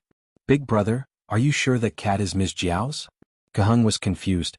If the cat's name was correct, it might not answer you, but it would always respond, such as stopping to look around. But the cat in front of him didn't seem to hear him at all. Absolutely. The cat tag on its neck can prove it, Xian said with certainty. Zheng Tan didn't take off the cat tag when he was hanging around the campus. He had just walked around the courtyard and remembered that Jiao Ma said they would have dinner at 6:30, so he came back at this time. Of course, Zheng Tan had heard the person who called out to him. However, there were people who knew Zheng Tan when he walked around the school. After being called out so many times, Zheng Tan was too lazy to pay attention to those who were not on good terms with him, not to mention those who he had never heard of before. He was even more lazy to pay attention to them. When Xian and the others rode into the courtyard, they were already ahead of Zheng Tan. After parking the car, Xian led his junior brothers and sisters to Building B. Once again he reminded them of the places they should pay attention to. Listen more, talk less. There are many important people in this building. If we leave a bad impression, it won't be good. Not only will we lose face for the mentors, we won't have an easy time either. When they arrived at the door, Xian didn't rush to ring the bell. She waited next to the door and made way for the card swipe area. Kuheng and the others watched the black cat walk slowly to the door. It glanced at them casually, then went to the card swipe area and jumped. Click. The iron door of the door opened. Go in, what are you waiting for? Xian pulled Kuheng and Dai Tong, who were stunned, and followed the black cat into the building. Damn. It's really the boss's cat. Kuheng sighed. Xian made a shu gesture. When they reached the 3rd floor, they saw that Professor Lan's door was open. They felt nervous. Fortunately, Professor Lan didn't come out until they reached the 5th floor. It was not easy to come to the boss's house. Their hearts were beating fast and they were worried about everything. Although they were nervous at first, they gradually felt relieved when they saw that the Jiao family was really as kind as Xian said. The living room was not big. Every time there were guests, the 2 children would set up a small table in the Jiao Yuan's room. Zheng Tan didn't join them in the living room, but went to the room to eat with the 2 children. During dinner, the Jiao Pa didn't talk about the experiments of the students, nor did he ask too much. Instead, he told them about the experience of participating in the research project abroad. He also told them about the research standards and the situation of the laboratories abroad. In the outside world, although the pay was very good, the competition and pressure were also quite great. Just like what many young professors who returned to China said when they had too much to drink, it was easy to survive in China, but difficult to survive outside. This was also one of the reasons why many people returned to China to develop their career. Naturally, they wanted to repay their alma mater and country. Of course, the country did hire some really capable people with high salaries, and also created good conditions for them to develop.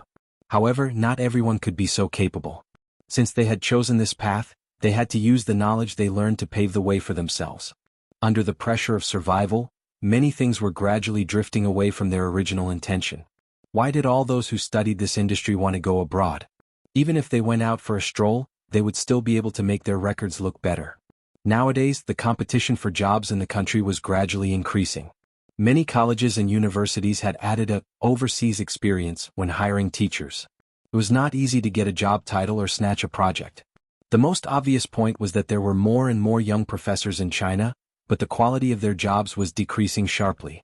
Although it was unpleasant to hear, it was the truth. Another example was the professional title evaluation. It had gradually become a power exchange and money exchange. It had even become a game to compete for research funding. Every year, during the professional title evaluation season, there were always complaints from people who didn't get a senior title because of the research funding. Therefore, it was not a simple thing to walk down this path, climb up, and adapt to the rules here. Many people would only understand this when they reached that step. The Jiaopa said a lot of things selectively. He was afraid that the students would lose their enthusiasm if he said too much. The Jiaopa also asked a few of the students about their summer vacation plans. In fact, many graduate students did not have a summer vacation. Even if the school's website said that they had a summer vacation, everyone knew that summer vacation basically did not exist. This was especially true for schools like Tsinghua University and Xianxia's majors. The Jiaopa was very nice to his students. If the students wanted to go home, they just had to write a leave request and tell them the specific time. After all, the students were at school, so he had to be responsible for them. Zheng Tan was in the room listening to the conversation in the living room. Zheng Tan was not interested in the things they were talking about. However, after the meal, the conversation between the teacher and students aroused Zheng Tan's curiosity. Not only Zheng Tan but Zhao Yuan and little Pomelo also heard it. The Jiaopa would go out with the group of students who were going to do field internships during the summer vacation. Every year, the Faculty of Biological Sciences of Tsinghua University would be brought out to do field internships during the summer vacation of the second semester. Before little Pomelo came to the Jiao family, Zhao Yuan was still young. At that time, the Jiaopa brought the students to the field internship and took Zhao Yuan with him. Zhao Yuan had always been thinking about when he could go out again. He had been waiting until now. Now that he heard that the Jiaopa was going to the field internship again, his heart began to itch. He was thinking about what to bring. After Xian and the others left, Zhao Yuan could not wait to ask the Jiaopa if the Jiaopa would bring them out to play during the summer vacation. The Jiaopa only replied with one sentence: "It depends on your performance." The so-called performance, Zhao Yuan and little Pomelo knew in their hearts, probably depended on the results of the final exams. Even if they could not get into the top few, they could not do too badly. Therefore, the few magazines with sexy covers and thick novels with yellow covers that were under Zhao Yuan's bed disappeared. Zheng Tan wanted to take advantage of the fact that there was no one at home and he could not go online to look for them. However, he did not find anything.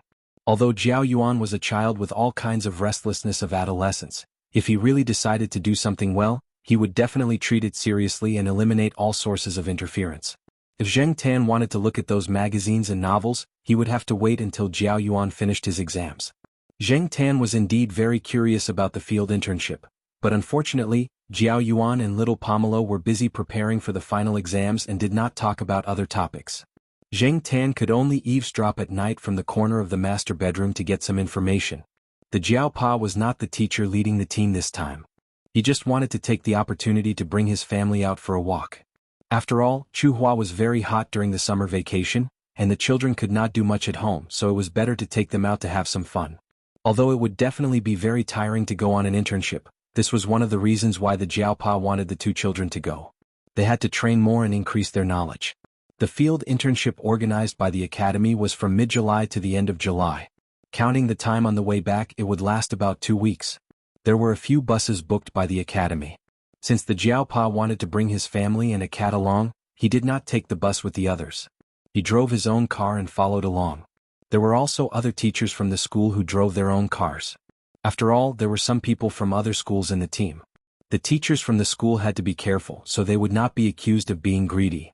Chapter 243. In the back seat of the car, Zheng Tan sat with the two kids, listening to Jiao Yuan telling little Pomelo about the time he went to the field practice base with Jiao Pa. Jiao Yuan did well in the final exam, so he spoke with confidence. The tense atmosphere before the exam was finally gone. Jiao Yuan was still young at that time. Even if he saw a lot of things, he might not be able to remember them clearly. After all, his ability to accept things was limited at that time, so he didn't know much.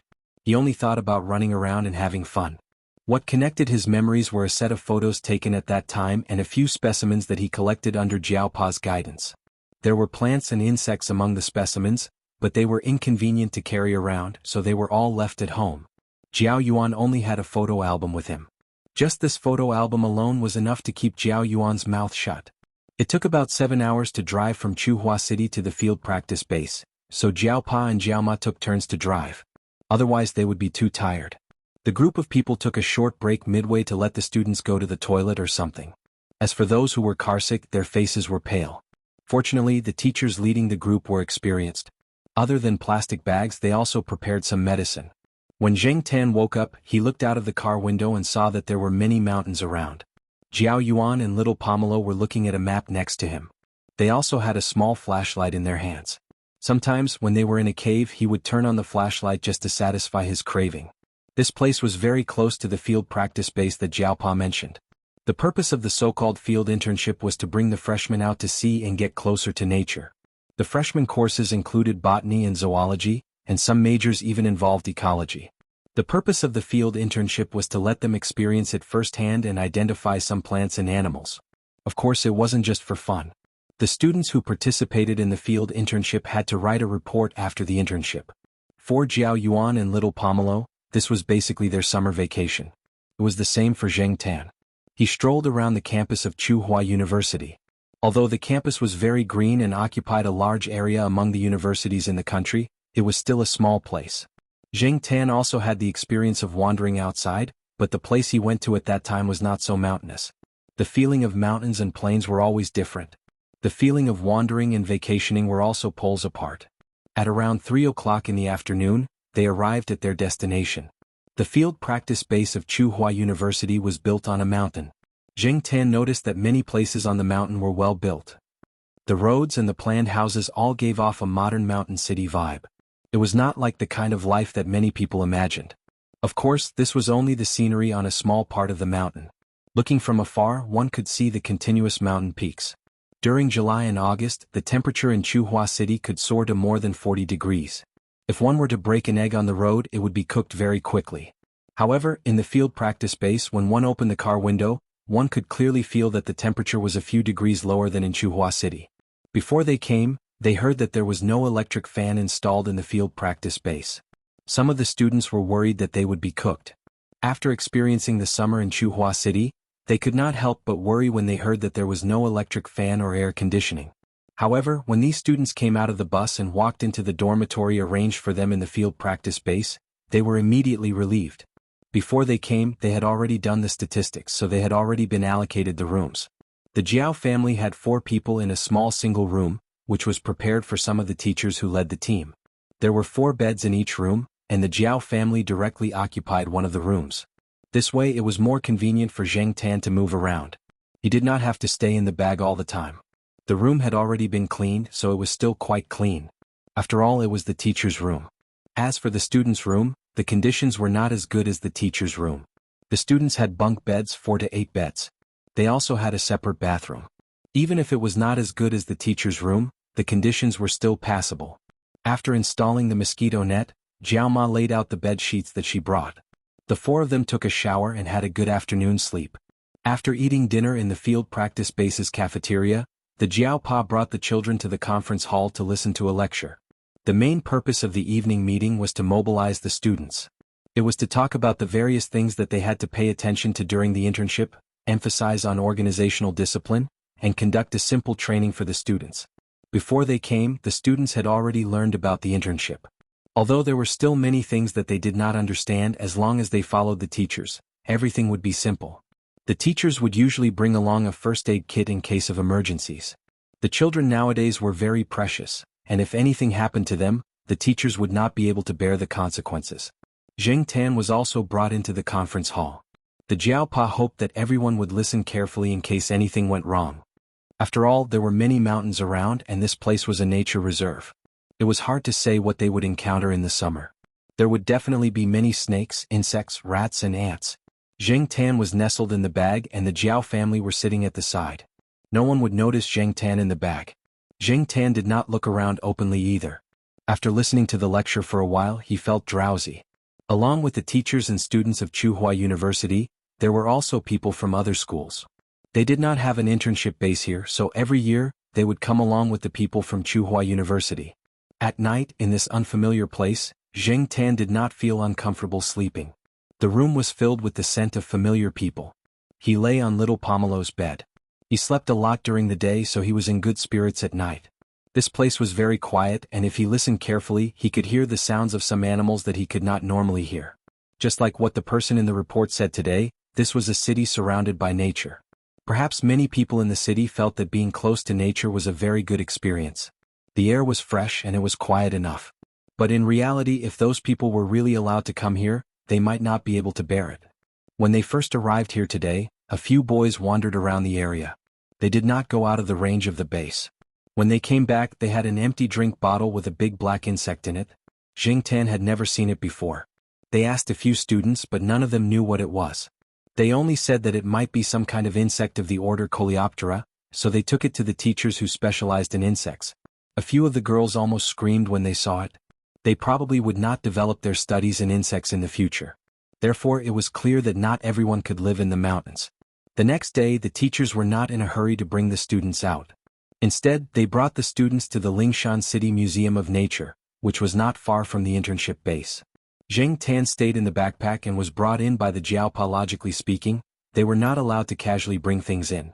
But now that they were a group of university students and teachers, the guards at the entrance and the management staff of the museum did not really care. They even chatted with a few of the teachers for a while. It seemed like they knew each other. The person in charge of the museum only paid attention to not let the students cause any damage. Zheng Tan stayed in the backpack and peeked out through the gap of the zipper.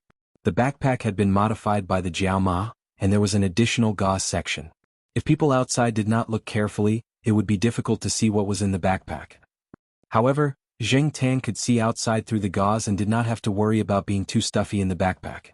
Zheng Tan was not very interested in the plant specimens, and the students were obviously the same.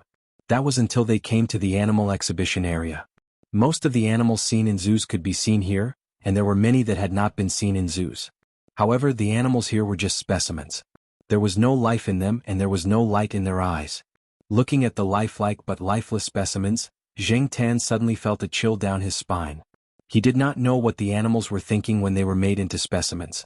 Perhaps they were already dead before they were made into specimens. A few teachers and museum staff were explaining to the students over there.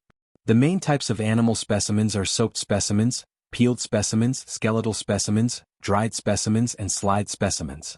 Immersion specimens were specimens that were preserved in immersion liquid in their original form after the animal was killed and not dissected. Peeled specimens are usually used for vertebrates such as birds and mammals.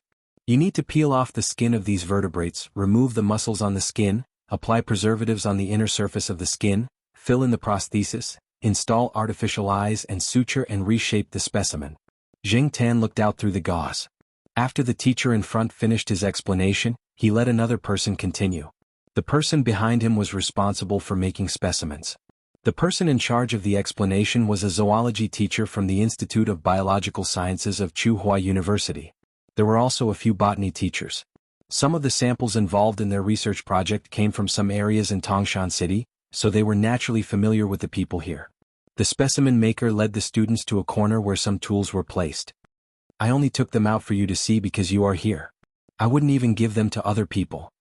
The specimen maker pointed out the tools to the students as if he was presenting a treasure. At the same time, he talked about the industry of specimen making. To put it in perspective, the standard of living of people nowadays is better. They have pets and have built deep relationships with them. However, when the pet dies, the owner will feel great pain. However, if the dead pet is made into a real specimen with a complete structure, not only can it be entrusted to the owner's grief, it can also be preserved for a longer time. Bulsh *T. If Zheng Tan could speak, he probably would have cursed out loud to refute this. Looking at the Jiao family next to him, Jiao Yuan had a look of disdain on his face. Little Pomelo also frowned, obviously disagreeing with the man's words. Because of the angle, Jing Tan could not see the expressions of Jiao Ma and Jiao Pa. The specimen maker continued to explain the use of the scalpel, tweezers, scissors, steel wire pliers, files, hammers, saws, nails, lead wires, needles and other tools. Many of the chemical agents were not very safe, so he did not take them out. He only mentioned some of them when he was explaining to the students, such as arsenic dioxide, arsenic, potassium aluminum sulfate, alum, phenol, lysol, etc. Most of the specimens are made using the method of partial prosthesis and partial filling. The general process is skinning, preserving, prosthesis making, filling, ocular prosthesis making, suturing, and the whole process of finishing. When skinning, the abdomen is cut open and the whole body is taken out in pieces. Listening to the man's words, Jing Tan stayed in the backpack and felt a chill run down his spine. From what the specimen maker said, he felt that this profession was a beautiful profession that could bring the dead back to life. He loved this profession. In Jing Tan's eyes, the specimen maker was one of his natural enemies. Chapter 244. On the third day of their arrival at the internship base, the students who had been divided into groups left the internship base with their respective teachers. The 4 members of the Jiao family were with one of the groups. The 2 teachers in that group had a good relationship with Jiao Pa. They talked about their experiences as teachers when they were walking in the forest. When they went out into the wild, everyone wore long sleeves, long pants and hiking shoes. They also wore sun hats. There were many insects and mosquitoes in the forest on the mountain. Although it was daytime, they knew how powerful the mosquitoes were after entering the forest. That was why the students were carrying toilet water, essential oil, and some anti-mosquito agents in their bags. Jing Tan didn't think much of it. First, he was wearing a cat skin as a layer of protection. Second, he was used to it. He was always in the forest, so he didn't think it was a big deal. Wearing something else would be a hindrance. The teacher in charge introduced some plants to the students as they walked. If they felt it was valuable as a specimen, they would collect it and make it into a specimen at home. As for the plants that were common in Chuhua City, they didn't want to waste their time. On the first day of their field practice, the teacher in charge didn't plan to bring the students to a remote place. Instead, they walked along the winding road. The cement road was very smooth and it was probably mainly used for tourism. After the number of people had decreased, they didn't see many cars along the way. On the contrary, they could see 1 or 2 brave crabs in the middle of the road. People were like mantises trying to stop a chariot, but these crabs were trying to stop a chariot with their bare arms. Although there were no cars, there were many people. Jiao Yuan followed the students. Every time they saw a crab on the road, they would rush up with a bottle. Jiao Yuan didn't need to reach out his hand to catch the crabs. One of the students was chasing the crabs from behind. Jiao Yuan held the bottle in front of the crabs and waited for the crabs to climb into the bottle. However, the smarter and faster crabs were not so easy to catch. Crabs crawled faster than prawns and some of them slipped down the slope and into the stream below. A crab crawled towards Jing Tan. Jing Tan raised his claws and quickly flipped it towards Little Pomelo. Little Pomelo was prepared. She was not afraid of the crab. She took the bottle and covered it. The other students naturally came over to help. They would not give up this opportunity to curry favor with the teacher's child. If they helped the teacher's child, perhaps the teacher would let them off during the final exam and not fail. Along the way, the group caught a lot of crabs. Except for a few people who used their own bottles to keep 1 or 2 crabs, the rest of the crabs were put into a bag first. After walking for a while, the group deviated from the main road and climbed up the mountain. There was still some life in the surrounding area. Sometimes they could see 1 or 2 villagers living on the mountain. However, unlike the well-built houses near the base, these villagers' houses were very simple and tile-roofed. Along the way, the teachers in charge not only told the students about the plants they saw, but also about the insects they knew. The Jiaopa also said something to the 2 children. "Hey, there's a cat," the Jiao Yuan said, pointing at a place. Jing Tan looked in the direction the Jiao Yuan was pointing. There was indeed a cat running there, and it quickly left the group's sight and hid in the bushes. By the time the slower people looked over, the cat had already disappeared. The cat was probably scared away by the commotion caused by the group of people here. "That should be a stray cat," one of the teachers in charge said. "There are many stray cats here. Some of them are domestic cats that return to the wild. After a few generations of breeding, they became stray cats." After saying that, the teacher still felt uneasy. He reminded the students, "You have to be careful when you see stray cats on the mountain. These cats are different from your domestic pets. They are grumpy, but they haven't been vaccinated. Who knows how many germs they carry when they run around the mountain. It's better to stay away from them in the future. The group looked at Associate Professor Jiao's cat, which didn't use a leash and had been following them without causing any trouble. Then they thought about the cat they saw just now, which disappeared without a trace. It was indeed the difference between a domestic cat and a stray cat. Cats are very wild and they have a strong survival ability. When they return to the wild, many of them survive. It's a pity that the birds are missing. 2 years ago, people from the Bird Protection Association came to catch the cats, and not long after, cat lovers organizations came to denounce them. So, another teacher said. Jing Tan sighed in his heart. Sure enough, cat lovers and bird lovers organizations don't get along well. Probably feeling that this topic was not a good one for the students, and it could easily cause conflict, the teacher leading the team did not continue. He changed the topic and said, "Do you think we might find an albino animal this time?" In your dreams. Albino animals are not that easy to find. Even the expedition team can't guarantee that they will encounter them every time. Many of them are found by chance. The probability is too low, another teacher said with a smile. You said it was a chance event. No one can say for sure when we will meet one. It might even be an albino animal. Dream on. If we really meet an albino animal, don't talk about the overwhelming reports, even the leaders in our institute will tremble. Unfortunately, those are only, according to the data. Although there have been expedition teams that have seen red-haired bats and the like, and last year someone in a nearby village said that they saw red-haired wild boars, there is no convincing evidence. Those overseas people don't even acknowledge the existence of albino species. In the authoritative international magazines, they can only say that no red-haired mammal has been found so far. Even if we catch a red-haired rat, it will be a major event and big news in the world. Therefore, the so-called albino animals were only rumors and legends. Jiao Pa thought of something and laughed. In the past, people joked that if we really found an albino animal in its natural state, it could only be found in the area of Tangshan City. Albino animals could also be obtained after a long period of careful artificial breeding and protection. For example, the commonly used white mice in the laboratory. Artificial mutation and breeding could indeed create a lot of things, but the albino animals in their natural state had more research value. People in the circle who studied albino animals knew the research value of albino and albino animals, especially the albino animals. The last few sentences were whispered. Only the two lead teachers and Jiao Pa could hear them. The students who were resting under the shade of a tree not far away did not pay attention to them. Jing Tan perked up his ears to listen to their conversation. According to the two lead teachers, many albino animals had been found in Tangshan City. There were also many mammals such as albino squirrels, foxes, bears and so on. Some people once thought that the emergence of albino animals was due to the development of human beings and the expansion of their range of activities, which led to the gradual reduction of the animal's living space, population reduction, and degeneration due to inbreeding.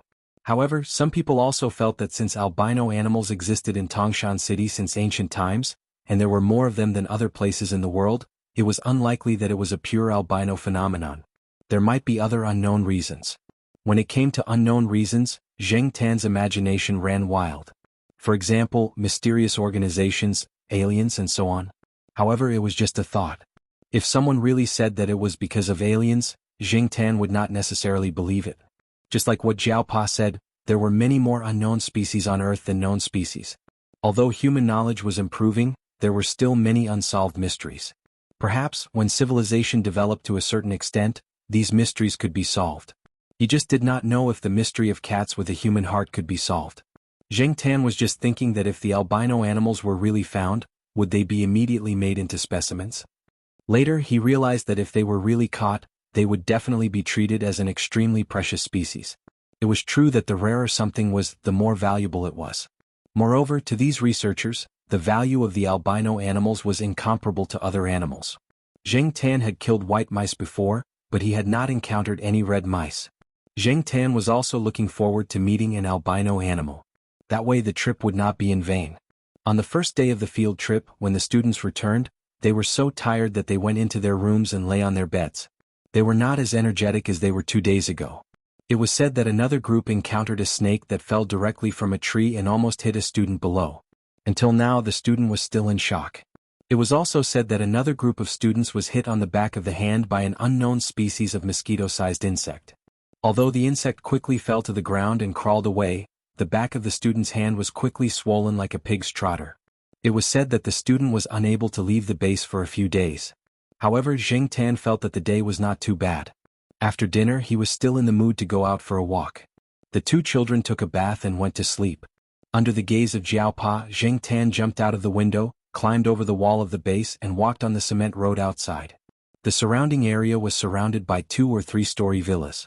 It seemed that many of the people living in the area had some wealth. Looking into the distance, all he could see were mountains of varying heights. Lights could only be seen in villages and towns where people lived, but they were only in small patches. Compared to the forest under the night sky, the bright areas were pitifully small. As he walked along the mountain, Jing Tan suddenly smelled a faint scent. It was difficult to smell it with a human sense of smell. Jing Tan could only smell it because of his cat's nose.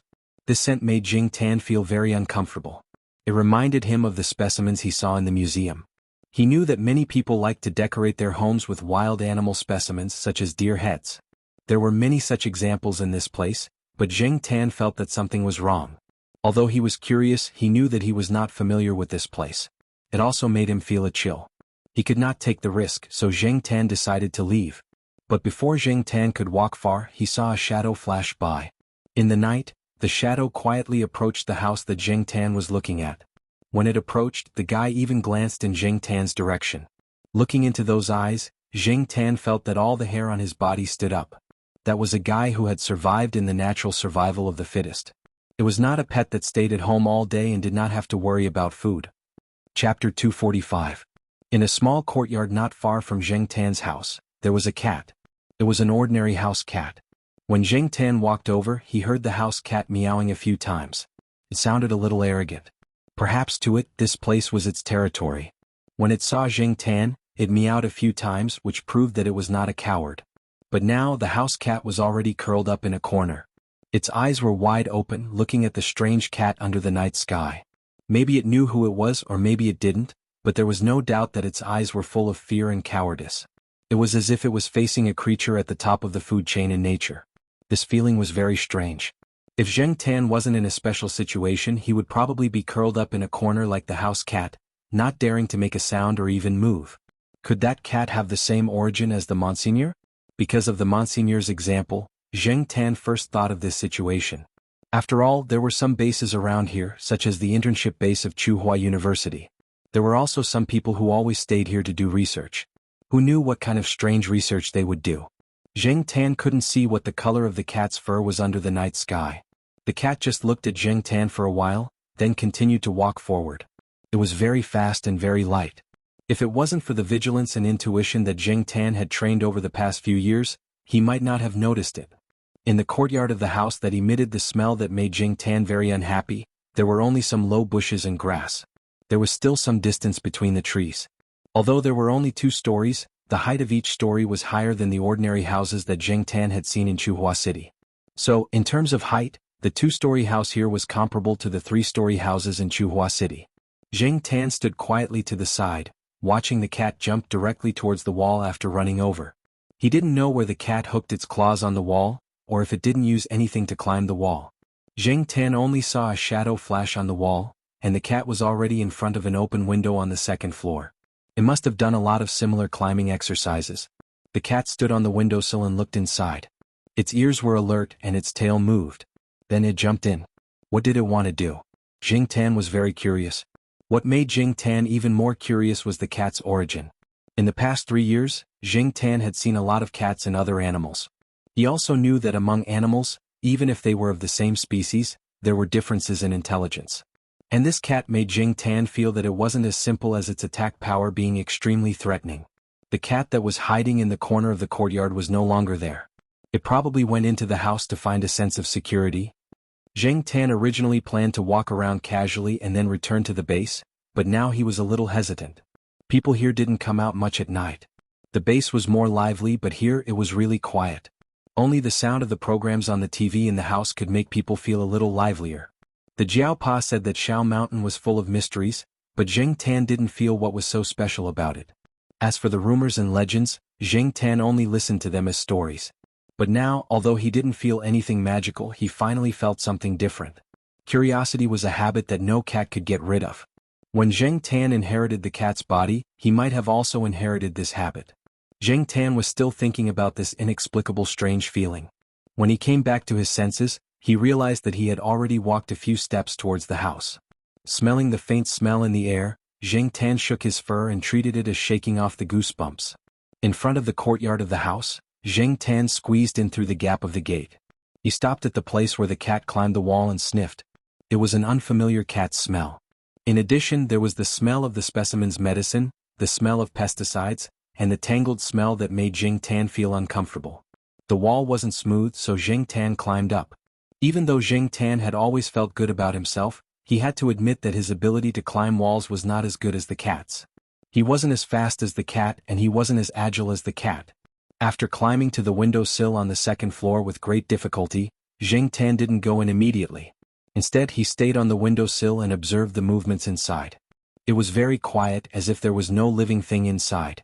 If he hadn't seen the cat jump in with his own eyes, and if he hadn't smelled the smell coming from the room, Zheng Tan would definitely have thought that there was nothing living in the room. Even if there was no living thing, it didn't mean that there were no other animals. The door of the room was closed and there was no lighting inside. Looking at the sky and then looking at the room, he felt that the sky was actually brighter than the room. The night wind blew into the room, and the airflow circled around the room, bringing out the complicated smell inside. The window screen by the window swayed with the airflow, and the dancing white window screen added a strange feeling in this situation. When the window screen was lifted up by the airflow again, Zheng Tan saw the situation in the room. There were many animals in the room. But none of them were alive except for the cat that Zheng Tan had seen just now, who was quietly sitting on a table. This was a room for animal specimens and there were many animal specimens in it. Of course, after all, the space was limited, and it couldn't be compared to the variety and large animals in the museum. Most of the animal specimens in the room were small in size, such as some birds, small squirrels, rabbits, and so on. The animal specimens in the museum were basically donated by zoos, forestry, and other departments, such as some rare animals that died of diseases. Zheng Tan learned this later.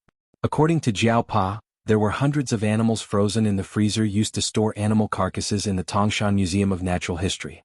The museum's taxidermists were going to thaw them one by one and make them into specimens. However, for many private collectors, they were more inclined to make specimens of healthy animals. Some taxidermists didn't like dead animals, because some of the animals' carcasses had a higher degree of decomposition, and they couldn't stand the smell when the fur was peeled off, so they preferred to kill fresh animals. As for the animal specimens in this room, Zheng Tan's intuition told him that they had been killed in a healthy state. Perhaps it was because the people who made these specimens were not very professional, and compared to the specimens in the museum, these specimens were much worse in terms of production and preservation. Now Zheng Tan even smelled the smell of rotten fur. He estimated that in 1 or 2 years, some of the specimens in here would be wasted. Maybe the owner didn't care about this. If the specimens were rotten or wasted, they could just make new ones and throw away the old ones to make room for the new ones. Zheng Tan didn't want to look at the animals that had been made into specimens. He mainly focused on the cat sitting on the table in the room. Opposite the cat there was a cat specimen. The cat that had been made into a specimen was not an ordinary domestic cat, but its size was similar to that of an ordinary cat. Zheng Tan had been to exhibitions, so he naturally recognized several valuable cat breeds, but this cat was not one of the valuable breeds in his memory. Could it be a wild cat that lived in the mountains? Just like what the students had said when they were talking about it, in the wild, as long as there was no reproductive isolation, could anything happen? In layman's terms, it was hybridization. For example, for wolf dogs and super cats, in addition to artificial selection, natural selection was always happening, especially in a place like Pyrolite Mountain, which was rich in species. Since it could be made into a specimen, it should be different from a domestic cat, but Zhang Zian didn't know how different it was. Zheng Tan stood on the windowsill and couldn't see very clearly, so he couldn't observe it in detail. However, it seemed that the cat specimen, whether in terms of size or appearance, should not be related, right? The cat just sat there quietly. When Zheng Tan turned to the windowsill, its ears moved and it glanced at the windowsill, then stared at the specimen cat again. Face to face, eye to eye, the distance between the two was about 10 centimeters. Zheng Tan had a ridiculous feeling. He felt that the cat was not sad about anything. It was more like it was deep in thought, like a thinker. Zheng Tan knew that his idea was ridiculous, but on second thought, other people in his circle probably felt the same way when they looked at him. They felt that it was unacceptable that such a creature that was supposed to have low intelligence suddenly became smart. Jing Tan, like most people, had underestimated the intelligent species on this planet.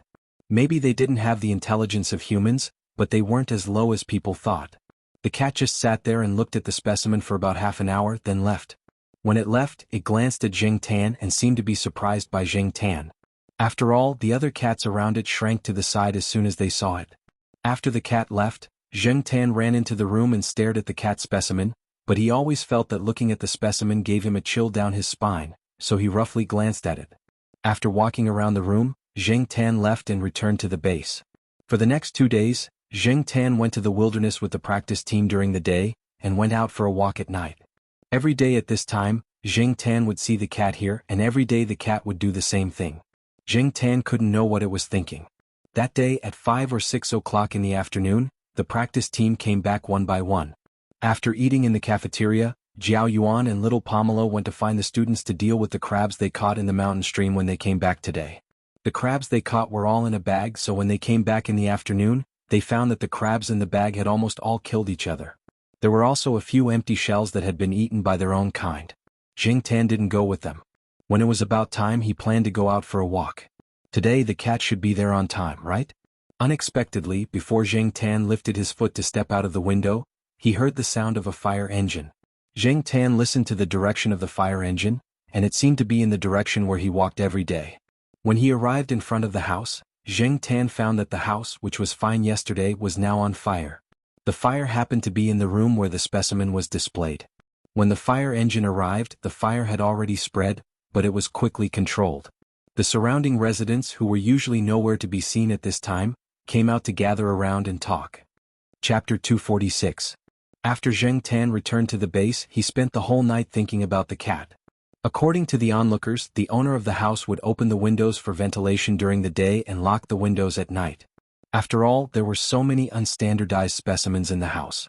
Not only would the smell be heavy if the door was closed for too long, many of the gases were harmful.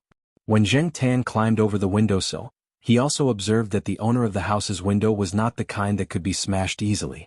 Jiao Pa and the others also said that wild cats in the mountains were usually active in the early morning and evening.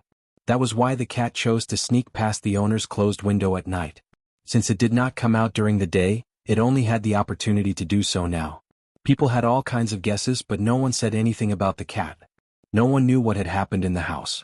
Jing Tan's intuition told him that it had something to do with the cat, but he did not know how the cat did it. In theory, many wild animals were afraid of fire. Was the cat not afraid? Jing Tan could not figure it out. The next day, Jing Tan went out with the trainee team as usual. Several people in the team were also discussing the fire that had happened yesterday. In the end, it was determined to be an accident. There were a lot of reasons that sounded plausible, but Jing Tan was skeptical. This accident was too much of a coincidence. Jing Tan did not understand. Halfway through the journey, he smelled a familiar scent. He looked around and saw that all he could see was trees and grass. Even if there were small animals hiding in there, as long as they did not move, the people here would not be able to find them. The sun was high up in the sky, and they had not entered the real wild area. There were no wild mammals, not even a mouse. However, Jing Tan identified the scent in the air again. It was indeed the cat. Logically speaking, with the cat's survival skills, it should not have been so close to the trainee team. The people around did not have any strange reactions. They walked past the place and gradually went away. After walking for a short distance, the lead teacher asked everyone to stop and rest for a while. Jing Tan did not stay there. He ran back. "Black charcoal, don't run around," Jiao Ma said. "It's probably going to poop, right?" Jiao Yuan said. The people around them suddenly understood, and they didn't pay much attention to it, including the Jiao family. However, the Jiao Pa frowned and looked in the direction where Jing Tan had left. Even if he wanted to take a dump, he didn't have to run back. What did this guy find? Jing Tan ran back to the place and followed the smell. Even if Jing Tan purposely lightened his footsteps, there were too many weeds around. He would make a slight rustling sound as he walked, and animals with sensitive hearing should be able to detect it. Jing Tan slowly walked over, his ears perked up as he paid attention to his surroundings. In the wilderness, he didn't dare to be careless. It was better to be safe than sorry. The direction of the wind had changed, and there was a hint of blood in the air. As Jing Tan approached, a low warning roar came from behind the bushes. It was the cat, but Jing Tan didn't know what had happened to it. The warning roar was warning Jing Tan that if he continued to walk forward, he would not be polite. Jing Tan stopped and looked at his feet. He picked up a small piece of soil and threw it in that direction. The cat was shocked and the warning roar became louder. Jing Tan had good hearing. When the small piece of dirt hit the ground, he could even hear the sound of iron chains. On the night they arrived at the base, during the meeting in the conference hall, the people on the stage told everyone that there might be some traps on the mountain that had not been removed, such as iron clamps. They also asked everyone to be careful and try not to walk into the dense weeds. It was said that something had happened before. Although Jing Tan knew that the cat was trapped by a trap, he was still vigilant. He changed his direction and walked closer. As he approached, he also paid attention to the cat's movements. Soon Jing Tan saw the situation there. There was a small iron clamp on the cat's leg. The trap was not set very cleverly. He could also see a not too thick iron chain wrapped around a tree. It was not like the ones that were nailed to the ground that Jing Tan had seen before. The grass in this small area was not thick. The cat was dragging the iron clamp and hiding in the grass. Due to the length of the iron chain, it could only hide half of its body in the grass. In terms of hiding, the cat was good. However, because of the trap, its conspicuous color was exposed. Jing Tan observed the cat from a place not far away. It was a cat with red stripes.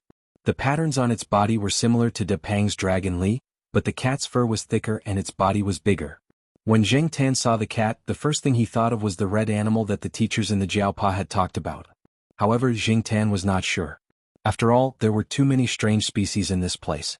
It might be a special breed of cat. Jing Tan knew that he had good luck after becoming a cat, but only occasionally. He was not sure if he would really meet the red animal that the teachers in the Jiaopa had talked about. However, Jing Tan thought that the cat's IQ should be good yesterday, but now he was doubting it. This was a clumsy trap that was set up by children in the mountains. How did this battle-hardened cat fall into it? The iron clamp on the cat's hind leg was very new and not too big. According to what Jing Tan had heard in the past few days, this was a toy that children used to try to catch rabbits and weasels. The real hunters in the mountains would not only use this kind of toy.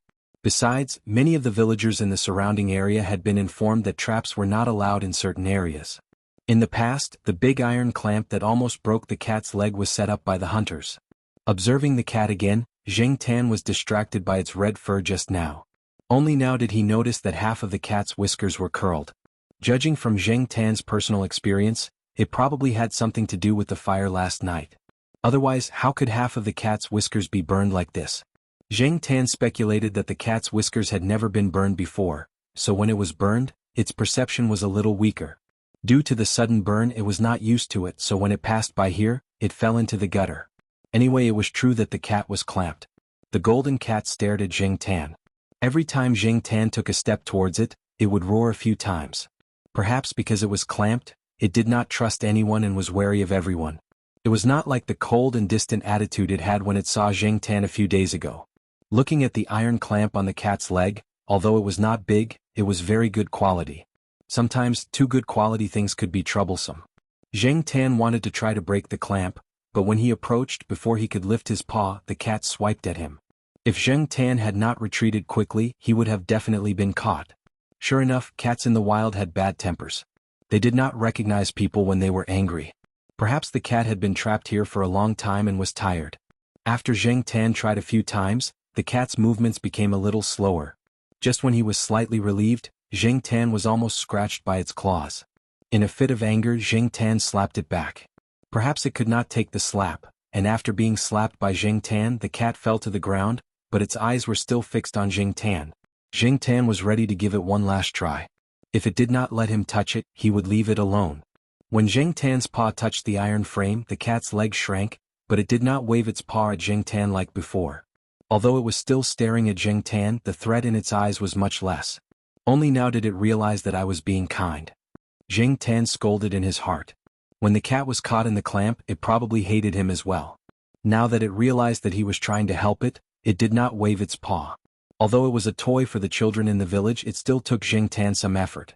This clamp was different from the one in the Jiaopa's hometown that Jing Tan had seen before. After breaking open the iron clamp, the cat quickly moved its leg away from the clamp. It did not bother to lick its wound and roared loudly a few times. Its roar was different from that of a normal house cat. It was not as sharp and it was not as domineering as those large felines, but it was still very imposing. Looking at the situation, Jing Tan suddenly felt that this cat was more like a young man who had just come out of the underworld and was venting his anger after being scammed. The Jiao family members were already calling for Jing Tan. They were probably anxious because Jing Tan had not been seen for a long time and heard the roar of some kind of animal. Jing Tan looked at the cat's wound.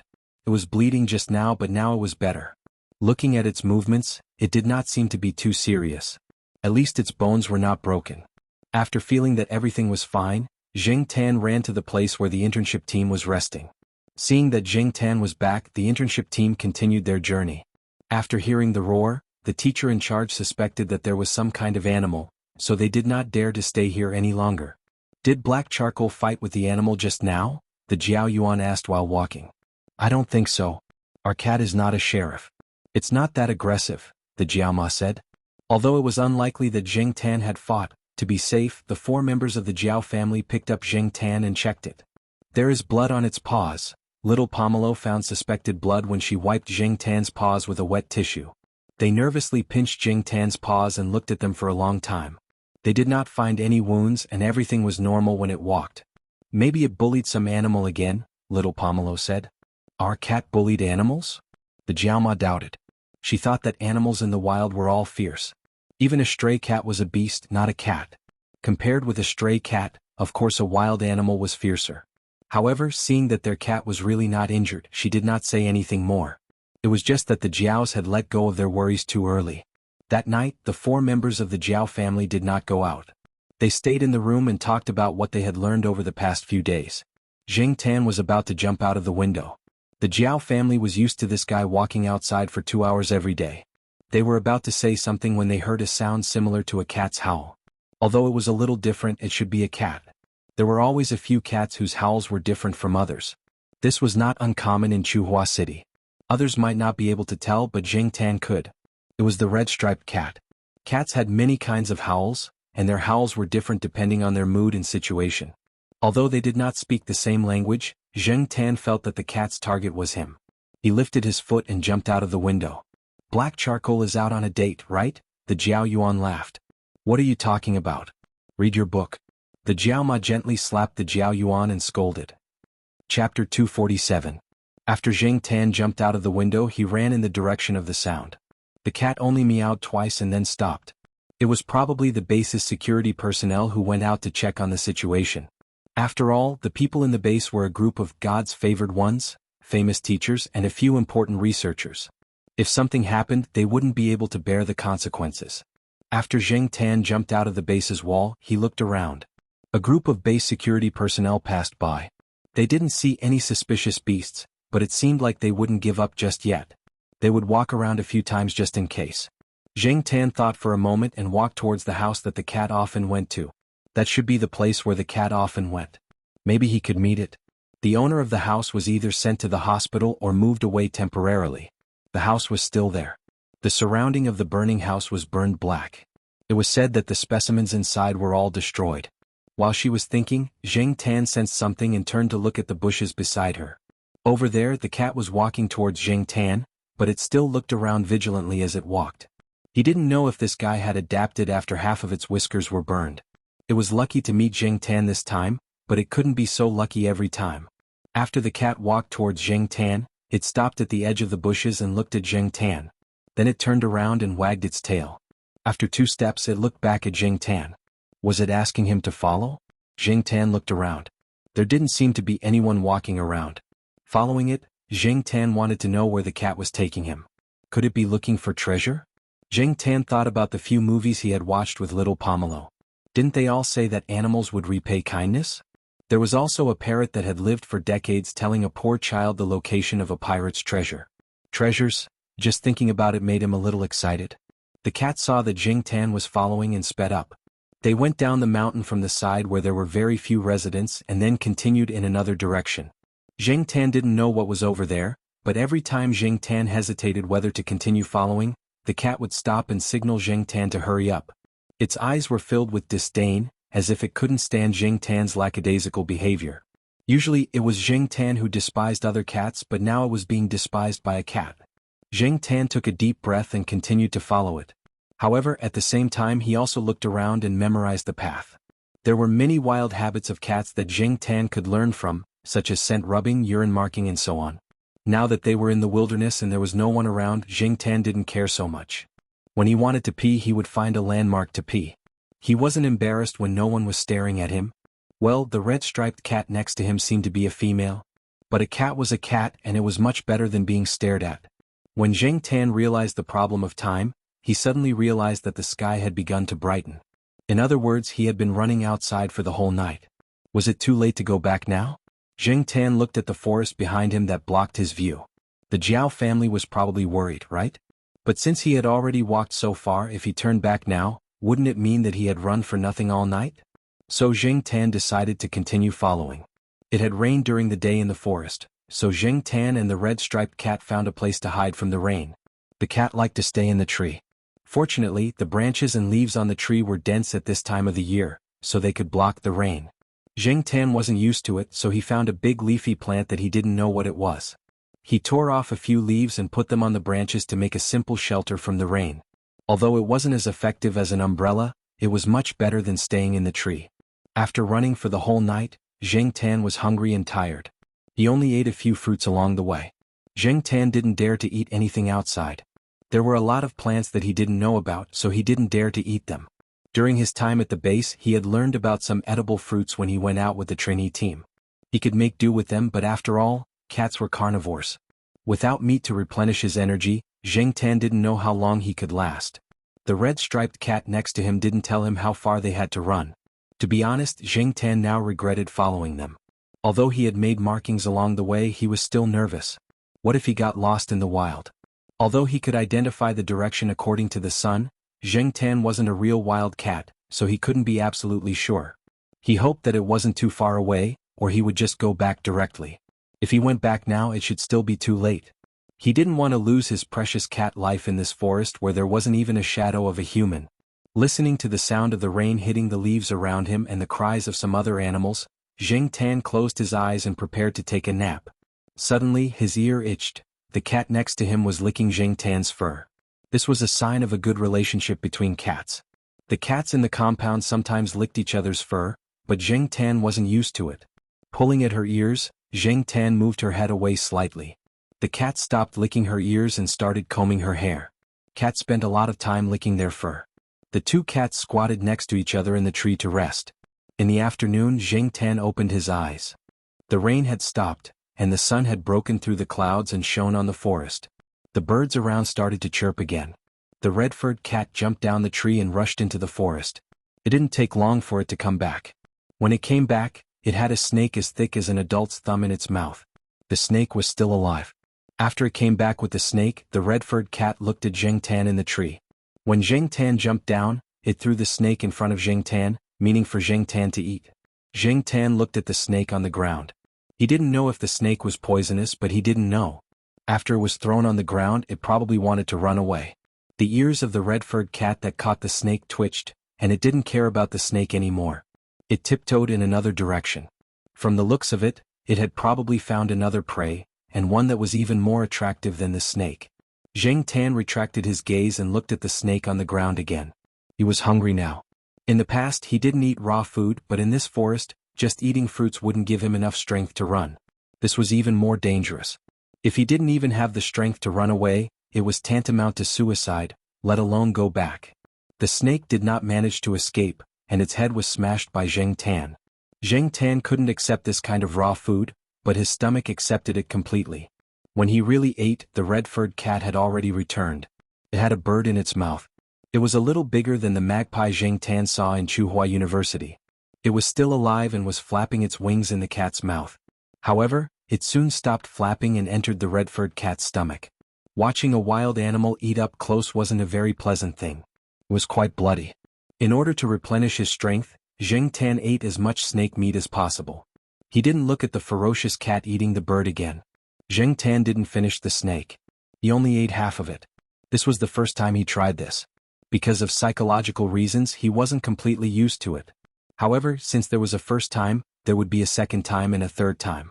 Jing Tan decided to catch prey himself next time. He couldn't rely on the red-furred cat. As for the bird, All that was left was a few bones on the ground and a blood-stained feather that had been forcefully torn off. There were other wild animals coming over.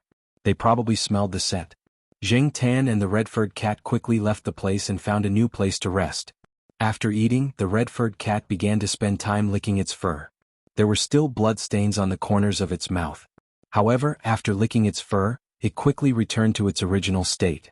It was lazy and was completely different from the ferocious cat just now. Jing Tan found a few leaves and wiped them. It had just rained, so there were many traces of water on the leaves and in some of the holes in the rocks. Jing Tan could still wipe the bloodstains.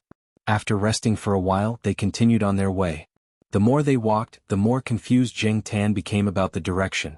Before, Jing Tan had some confidence that he could return, but now, if the red-furred cat didn't lead the way, Jing Tan would definitely get lost.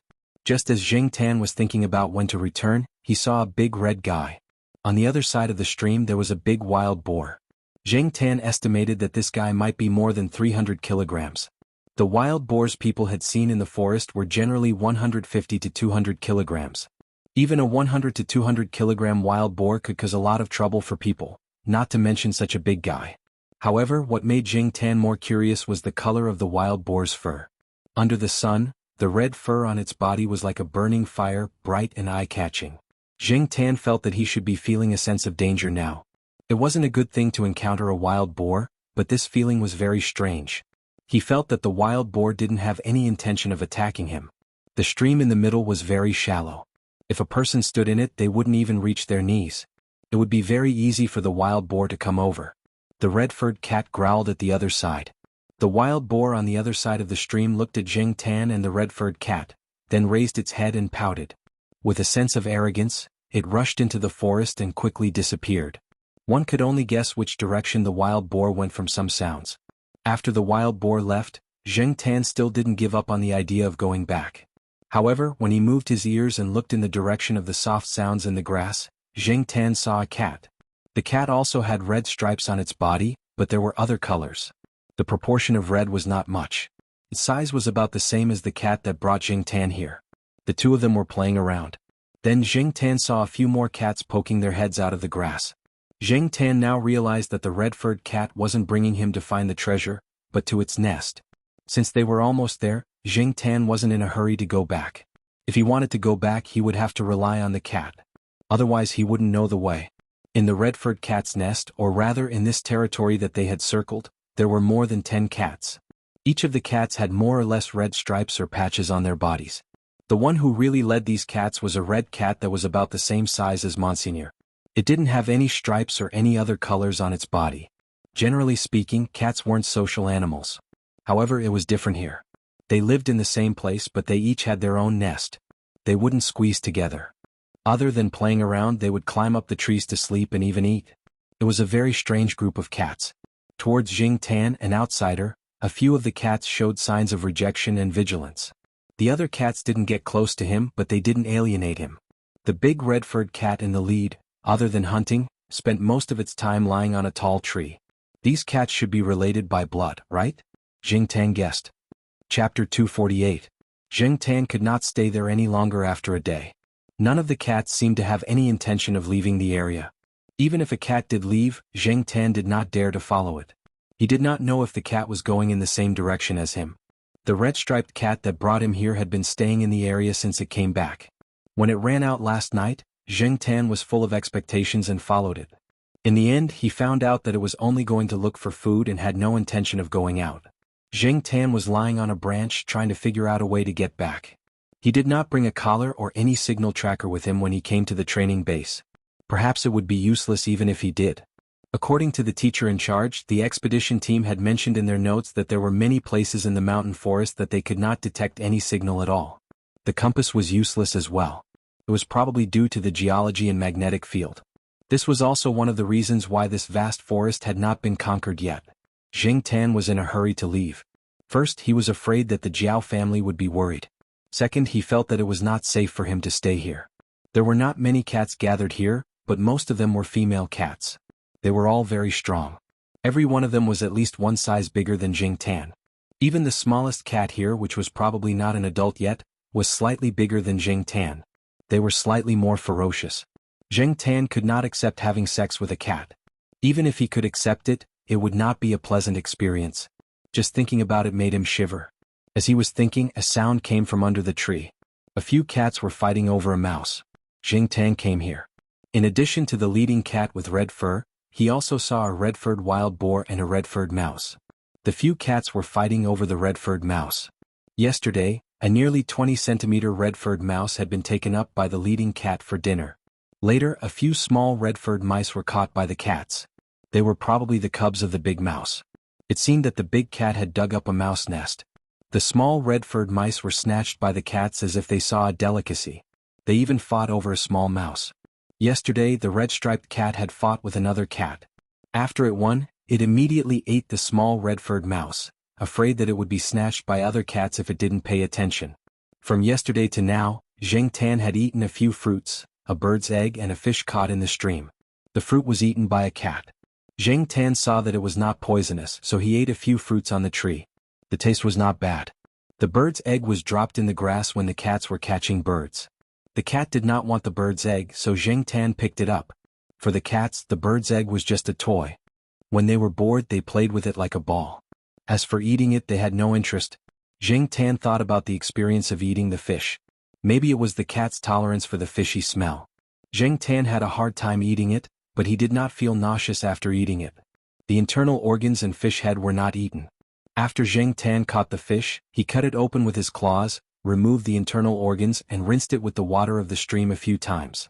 The water of the stream was very clear. As for the parasites and microorganisms, Zheng Tan did not care about them. He could not care about them. It was better to fill his stomach first. The cats also ate the fish and drank the water here and lived well. They grew strong and healthy. Zheng Tan believed that he should be able to bear it. Looking at the sun that rose and began to set, Zheng Tan made up his mind and decided to go out and try. Even if he could not return to the base, this forest was not the Amazon jungle. If he walked in one direction and was more careful, he would be able to get out, right? At most, he would have to wander around for another 10 days, half a month, or even a few months. It would be good if he could go back. If he waited here, he did not know when the cats would leave. If they did not leave, then would he have to stay here forever? After making the decision, Zheng Tan came down from the tree and looked around. There were a few cats playing around. The red-striped cat was lying on the tree and sleeping. The leader cat was looking at the birds flying in the sky and curling its lips. It was probably thinking about where to go to look for food at night. Should he say hello? Zheng Tan snorted in his heart. There was a language barrier. How could he say hello? He remembered that when he came here, he seemed to have come from that direction. There was a stream there and there was a big wild boar there. He should walk along the stream. After Zheng Tan confirmed the direction, he lifted his feet and walked in that direction. As he walked, Zheng Tan felt that the leader cat was looking at him. It did not stop him, nor did it do anything else. After walking for about 50 meters, Zheng Tan heard a call from behind. It was the red-striped cat. It had come down from the tree and was running towards Zheng Tan. Perhaps it realized that Zheng Tan was going to leave, so it came over to stop and persuade him to stay. However, before it could get close, the leader cat jumped down and slapped the red-striped cat to stop it from coming closer. The red-striped cat pressed its ears and seemed to be very unhappy. It felt that Zheng Tan was a good cat and would be a good companion, so it brought him back. How could it leave? After stopping the red-striped cat and making sure that it would not come over, the leader cat walked in the direction of Zheng Tan. Zheng Tan felt some pressure from its larger body, but Zheng Tan did not feel any malice or threat. When the leader cat passed by Zheng Tan, it paused and looked at Zheng Tan, then continued to walk. After walking a little further, it turned back to look at Zheng Tan again. Zheng Tan's heart skipped a beat. It was leading the way. He hurried to catch up. After running for 2 steps, Zheng Tan stopped and turned back. The striped cat was still standing there. It did not follow him, but it kept looking at him. If it was a cat that lived in the jungle, it would be good to stay here. Unfortunately, Zheng Tan's ambition was not here, and he was not a real cat. He actually wanted to make a comfortable nest for the striped cat that could shelter it from the rain, but later he realized that it would be too conspicuous. If someone came here, they would probably find it. With Zheng Tan's ability, he could not make a nest that was too hidden. Since these cats lived well here, they must have their own survival skills. Zheng Tan did not want to be nosy. If he could leave successfully, he probably would not come here again. Zheng Tan thought. After one last look, Zheng Tan lifted his feet and followed the cat in front of him. It was a little different from what Zheng Tan had imagined. The places that the leader cat led Jing Tan through were different from what Jing Tan remembered yesterday. Along the way, the leader cat also caught a red-haired mouse. It was probably from the same litter as the little red-haired mice, but it did not expect to be bumped into by the big cat. The tail of the red-haired mouse was stepped on by the leader cat. Compared to the paws of the leader cat, the red-haired mouse was really not enough. Jing Tan looked. The leader cat did not seem to care about such a small red-haired mouse. Today, when the other cats were fighting for the little red-haired mice, the big cat did not even bother to look at them. The two cat paws played with the red-haired mouse for a while, then the leader cat lost interest. It pushed the half-dead red-haired mouse towards Jing Tan. Jing Tan lowered his head and looked at the red-haired mouse that rolled in front of his paws.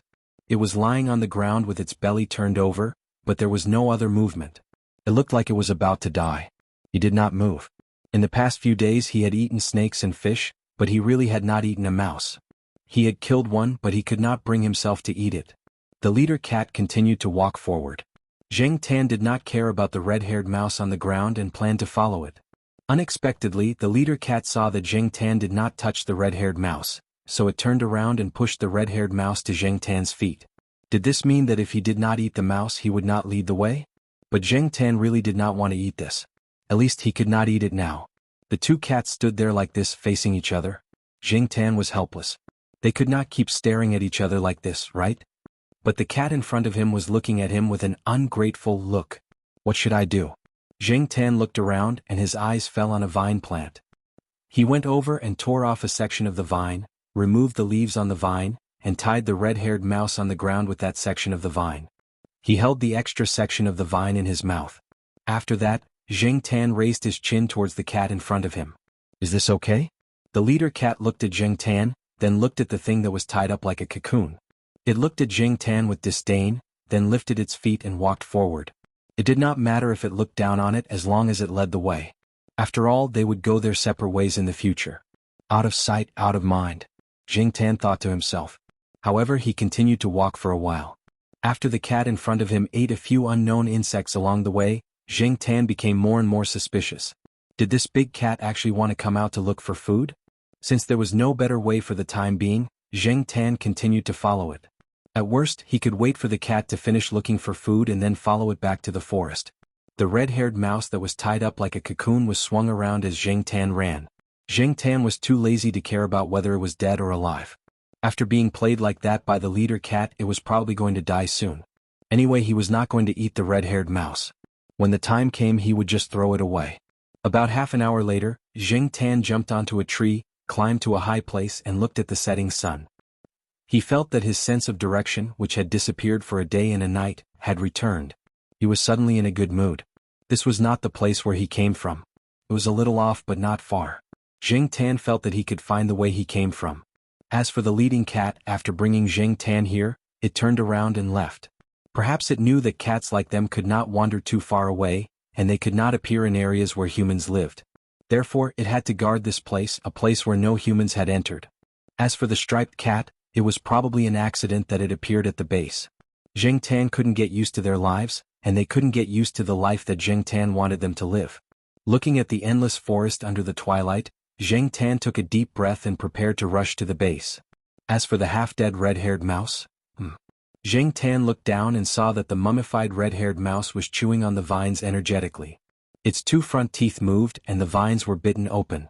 The vines were much thicker than the red-haired mouse's teeth, and Jing Tan thought that the vines were quite sturdy. He did not expect the red-haired mouse to bite open a big hole as easily as tofu. It looked like the vines were about to break. There was no movement just now, and in the blink of an eye, it was like this.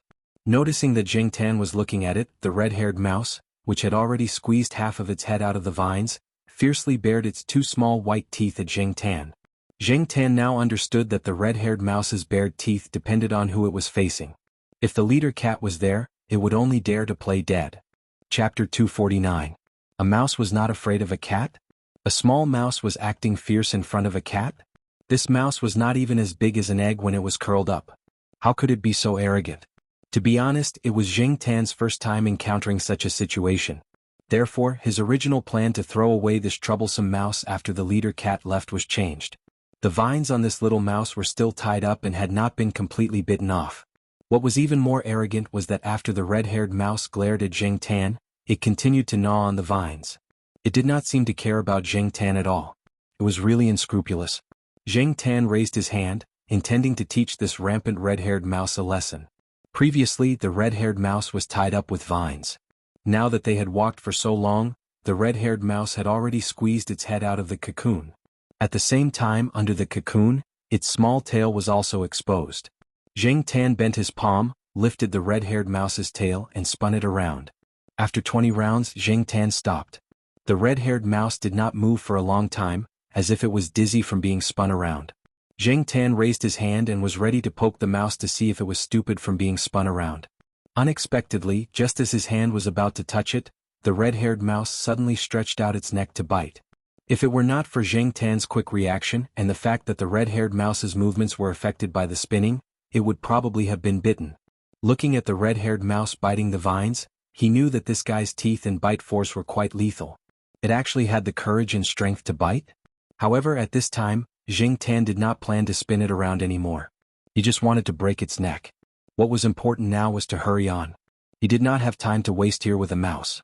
However, just as Jing Tan raised his claw halfway, the red-haired mouse that had almost bitten off the vines suddenly stopped and looked around vigilantly. It stretched out its neck to look under the tree, and revealed a sense of cautiousness, as if it had discovered something dangerous. Jing Tan didn't know if the red-haired rat had truly discovered the abnormality or if it was plotting something. Just in case, Jing Tan still had to be vigilant. If there really was an abnormality, he had to pay attention and deal with it early. Thus, Jing Tan quickly pressed the red-haired rat down, not allowing it to move. Then he looked down the tree. Suddenly, the red-haired rat squeaked as it was pressed down by Jing Tan. It struggled, but was unable to move away from Jing Tan's palm. Jing Tan did not have the slightest intention of pitying it. If he used a little more strength, he would be able to squash it to death. Only then did the red-haired rat realize that the cat in front of it was also a dangerous creature. Perhaps in its memory, it only had a deep fear of the cats in that area, but it had no memory of Jing Tan, an animal with a very strange smell. It probably also felt that Jing Tan had no intention of eating it, which was why it was so rampant before. Its experience since birth had taught it that being bigger than it did not mean that it was dangerous, and being smaller than it did not mean that it was harmless. Unfortunately, this time, it had miscalculated. This cat indeed had no intention of eating it, but it was not to be trifled with either. It had enough power to squash it to death with one palm. Therefore, after it cried out once, it stopped, and after struggling for a while, it settled down again. However, its eyes were looking around, probably thinking about how to escape. Jing Tan did not pay attention to the red-haired rat that he was stepping on. He focused on looking down, his ears perked up to listen to the movements around him. Just when he felt that the red-haired rat was playing with him again, he suddenly heard a slight sound. Jing Tan, who was about to find trouble with the red-haired rat, immediately focused his attention on that slight sound. The rustling sound of something rubbing against the ground and the surrounding grass gradually came in this direction. Jing Tan held his breath and looked in that direction, feeling nervous. He could already guess what it was. A snake as thick as the mouth of a bowl came out from the grass over there.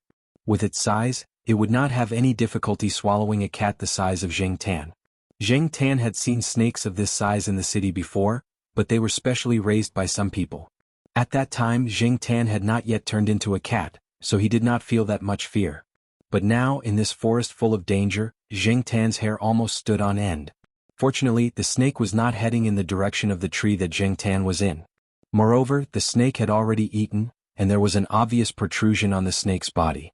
Looking around, Jing Tan guessed that the snake was probably planning to go to the wetland not far away. After the snake left, Jing Tan waited for a while before coming down from the tree. This time, Jing Tan did not plan to release or kill the red-haired rat directly. He found another vine and tied the rat up. This time he spent more effort tying 2 knots in a circle, then tying the next circle, repeating the process a few times. This way, even if the rat bit off a section of the vine, it would not be able to escape immediately. Yes, Jing Tan planned to keep the rat as an early warning. This primeval forest, which could be said to be well preserved, had many dangerous and uninhabited places. In the ancient and magical forest, all kinds of creatures were breeding and living in an endless stream. Countless lives had been here for generations, and the vastness of the primeval forest made people feel that it was unfathomable. In the past 10 or 20 years, expedition teams had been organized both domestically and abroad to explore this forest, which was filled with all kinds of legends and stories. Some universities and research institutes had also organized expedition teams, and once they entered, they would spend 1 or 2 months or even longer. However, there were still many places that people could not reach, and miracles that could not be discovered. At the same time, it also showed that there were countless unpredictable dangers in this forest. Zheng Tan admitted that he had underestimated this forest.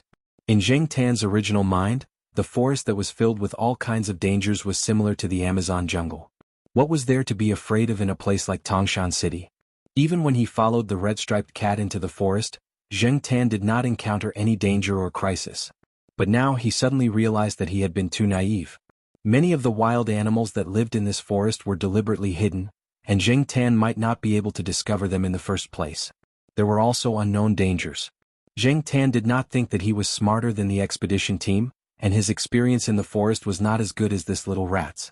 Since he did not have a high IQ and could not compare to the native residents of the forest, and he did not have a second red-striped cat to lead the way, Zheng Tan chose to take this red-haired rat with him. It might be useful in the future.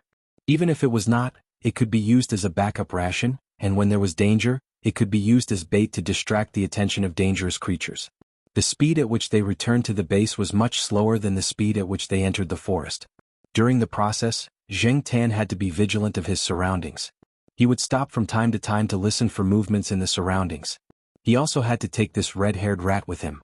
Once he found that the red-haired rat was about to gnaw off all the vines, he would change to another vine to tie it up. Fortunately, there were many plants and vines here. Zheng Tan specifically looked for those that were resistant to gnawing and had some thorns to increase the resistance of the red-haired rat's gnawing process. He had heard that there were many plants that had long been extinct in other parts of the world. They were called living fossils by botanists. Perhaps those botanists would scream if they saw them here, but Zheng Tan had no interest in them at all. Along the way, Zheng Tan saw a very large tree. Zheng Tan didn't know what kind of tree it was and he had never seen it before. He guessed that it was because it was too old. There was a hole in the trunk and many snakes were crawling in and out of the hole. Zheng Tan jumped onto a tree to determine the direction he should go and observe his surroundings. He saw the snakes from afar and quickly ran. He didn't dare to court death. Speaking of gains, Zheng Tan picked up a piece of amber.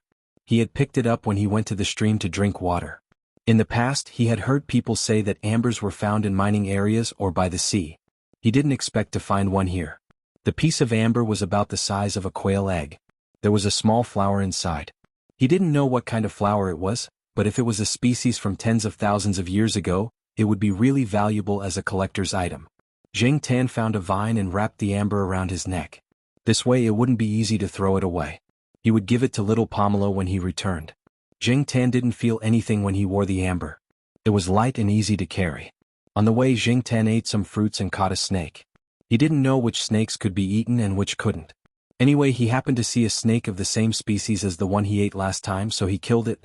It was a little smaller than the one caught by the striped cat. In order to hurry, Zheng Tan bit the bullet and ate some more. He fed the rest to the red-haired rat. Anyway, it was just these things. It didn't matter if it ate or not. The red-haired rat seemed to be very hungry and didn't refuse. Many rodents were omnivores. This red-haired rat could eat meat and vegetables, which saved Zheng Tan a lot of trouble.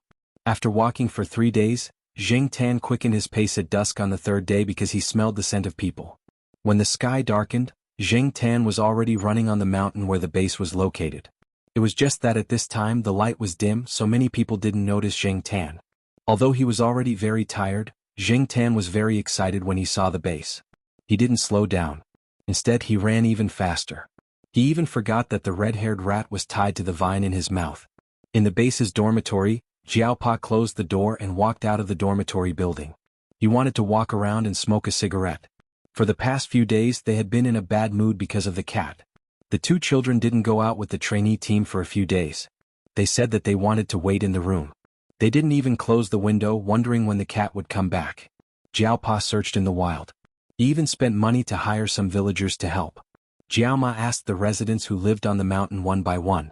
They all said that they had seen a black cat a few days ago and hadn't seen it since. In fact, in the hearts of many of the surrounding residents as well as some of the teachers and guards of the base, they were certain that the cat had been dragged away and eaten by some wild animals. This kind of thing had happened here before. There were even cases of dogs being lost. After a while, people would hear about the remains of the cat being found somewhere in the wild. The teeth marks of unknown animals were all on the bones. A few guards who came out to patrol the base saw Jiaopa. They came over to greet him and ask about the cat. For the past few days they had seen this teacher with the surname Jiao come out to smoke. They heard that the parents and children at home were worried sick because the cat had gone missing. There were even cat search notices outside. "Teacher Jiao, you haven't found your cat yet?" a young-looking person asked. Jiaopa shook his head. "Don't worry. Maybe it will come back by itself at any time. In the past, there was a cat in my house that disappeared for a month and came back by itself." "Yeah, don't worry. You can go back and rest. Don't go out. Yesterday, someone went out in the middle of the night and was bitten by a snake. Fortunately, it wasn't a venomous snake." The guards talked one after another. Suddenly, one of them pointed at the wall not far behind Jiaopa and shouted, "What is that?" Zheng Tan had just climbed over the wall when he saw a beam of light coming over. He quickly jumped down and planned to run to the building where he lived. Unexpectedly, the vine suddenly broke off when he landed. The red-haired rat had almost bitten off the vine. When Zheng Tan landed on the ground, the rat pulled the vine away. It wanted to escape, but Zheng Tan held it down with a slap. Chapter 250. Seeing Zheng Tan, Father Jiao's heart, which had been hanging in the air for the past few days, finally relaxed. It was good that he was back. He was worried that his cat son had been taken away by some wild animal. However, when Jiaopa walked closer, he frowned when he saw the mouse that Zheng Tan had pinned to the ground with the help of his flashlight. The light at night was not good, and it would affect people's judgment of color. Even so, when the flashlight shone on the mouse, the red light reflected made Jiaopa's heart skip a beat. His heart, which had just calmed down, was in his throat again and his heart rate increased. "This is..." The security guards behind him rushed over. "Hey, is this Mr. Jiao's cat?" "It should be. It seems to be the one on the cat search notice." "It's this one, definitely. Oh, it even has a mouse in its mouth. Is it back for a reward?" The security guard who first saw Zheng Tan climbing over the wall said as he looked at the squeaking mouse. The other security guards also turned their attention to the mouse. "Why do I feel that the mouse's fur is red? It really is red. Is it dyed? Let's see if it's a pet mouse." The security guards started to discuss. The light was not good, so the security guard who saw Zheng Tan only saw Zheng Tan holding something in his mouth. Before he could see clearly, Zheng Tan had jumped over the wall. Now, he naturally thought that Zheng Tan came in with the mouse in his mouth and did not notice the vines that fell on the grass. Jiaopa took a few deep breaths and said to Zheng Tan, "Don't let go." Then he looked at the few security guards. After looking around, he said to the young security guard, "Can you lend me your lunch box?" "Oh yes." The young man was looking at the red-haired mouse curiously. When he heard Jiaopa, he quickly handed over the lunch box in his hand. In the afternoon, his girlfriend sent him a lunch box of mung bean soup. After he finished it, he planned to bring it back to her when he was on patrol. He could use the time to have some sweet moments. A lunchbox wasn't worth much, so it was fine to borrow it. In any case, this bunch of teachers would definitely compensate him when the time came. The Jiaopa couldn't care less about the mung bean smell in the lunchbox. He opened the lid of the lunchbox to reveal an opening. "Hey, Teacher Jiao, are you trying to catch mice?" "I'll do it. I know how to catch mice. I used to catch field mice when I went to the wild with other people." The young man handed the flashlight in his hand to the colleague next to him and squatted down to catch them. "You." Before Father Jiao could finish his sentence, the man reached out and grabbed the red-haired rat under the cat's paw. The Jiaopa quickly opened the plastic lunchbox and passed it to her. "Be careful. Don't."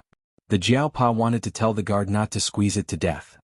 After all, when the students were doing experiments in school, they accidentally broke the necks of the white mice when they were doing experiments. The Jiaopa looked at the rat that was much smaller than the students when they were doing experiments and then looked at the careless guard who volunteered to help. The Jiaopa was anxious. But this time, before the Jiaopa could finish his sentence, the guard had already thrown the red-haired rat into the lunchbox. Although his actions were a little rough, he did a good job. The only regret was that his hand was bitten. "Thank you, but you still have to go to the infirmary for a checkup. The wound can't be ignored. Bill me," the Jiaopa said to the young man after he closed the lid of the lunchbox. There was a small hole in the lid of the lunchbox, so there was no need to worry about the rat suffocating. When the young man heard this, he thought, hey, it's free treatment. There were people on duty 24/7 in the infirmary. Recently, there were a few medical students who came for their internships. He heard that they were quite pretty. The young man's heart was rippling. After greeting his colleagues, he went straight to the infirmary. He had a reason to skip work and see beautiful girls. What a good thing. After the guards left, the Jiaopa carefully held the lunchbox and looked at Jing Tan, who was still looking around. "Where are you going?" His tone was calm, but Jing Tan felt that there was a pressure around him. He shivered. It was probably because of the low temperature at night in the mountains. Jing Tan followed the Jiaopa back to the dormitory.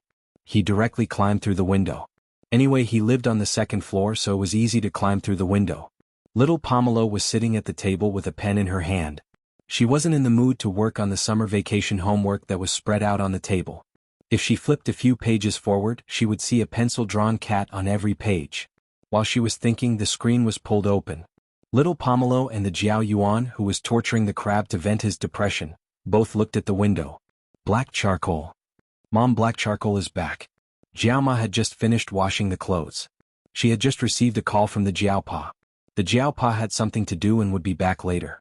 Seeing the black cat on the table, his depressed mood was finally lifted. He thought to himself, this cat is just like a human.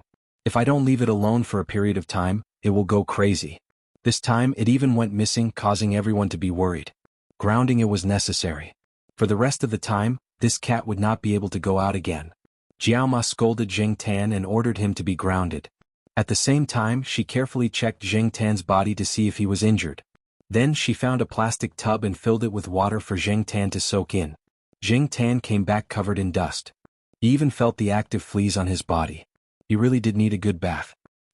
Something seemed to be missing. Where's the amber? Jing Tan realized that the amber around his neck was gone. He still had it when he went up the mountain. It probably fell off when he went through the bushes around the base. He would look for it tomorrow. After Jing Tan finished her bath, she wrapped herself in a towel and sat on a stool to wait for her fur to dry. Father Jiao came back with an anxious look on his face. He didn't bring the plastic lunch box with the red-haired rat, and he didn't know where he put it. What happened? The Jiaoma asked. Is black charcoal injured? The Jiaopa asked. No, he just had a meal and took a bath. He seems to be in good spirits, the Jiaoma said. That's good, the Jiaopa breathed a sigh of relief. It turned out that the young guard who was bitten by the red-haired rat was in trouble. It had only been an hour since he was bitten, but the young guard's hand was already swollen like a bun. He was also dizzy. Fortunately, they had a good supply of medicine and he came to get treatment in time. Otherwise he might have died. The Jiaopa immediately came back to check on the situation. When he saw that Jing Tan was fine, he gave a few words of advice and left. Jing Tan listened to the Jiaopa's words and broke out in cold sweat. He finally realized how dangerous the rat was. Fortunately, he was not bitten by the rat in the forest. Otherwise, he would have become the feces of the beasts or insects in the forest. Before the Jiaopa left, he said that he might come back very late. He might not even come back to sleep. The Jiaopa was not the only one. The other teachers who led the team, whether they were asleep or not, all rushed to the same place. The students who came out to make phone calls were all wondering what had happened. In a room in the base, many teachers were huddled together. It was originally a temporary lounge. Everyone complained that it was too close to the toilet. It was uncomfortable to stay here in the middle of summer, so very few people came here. But now no one cared.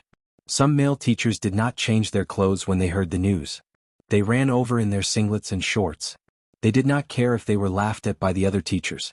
They stared at the red-haired rat in the cage on the table. The red-haired rat was in the middle of the cage. It was gnawing on a peanut.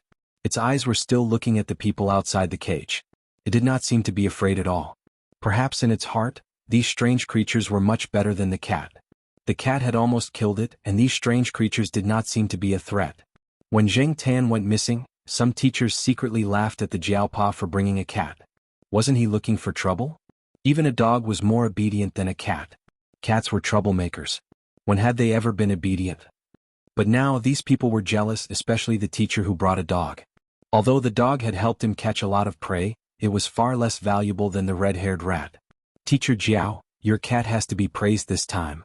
An old man in a white singlet and reading glasses went up to observe the red-haired rat. The surrounding teachers did not dare to squeeze with him. Many teachers were taught by this old man.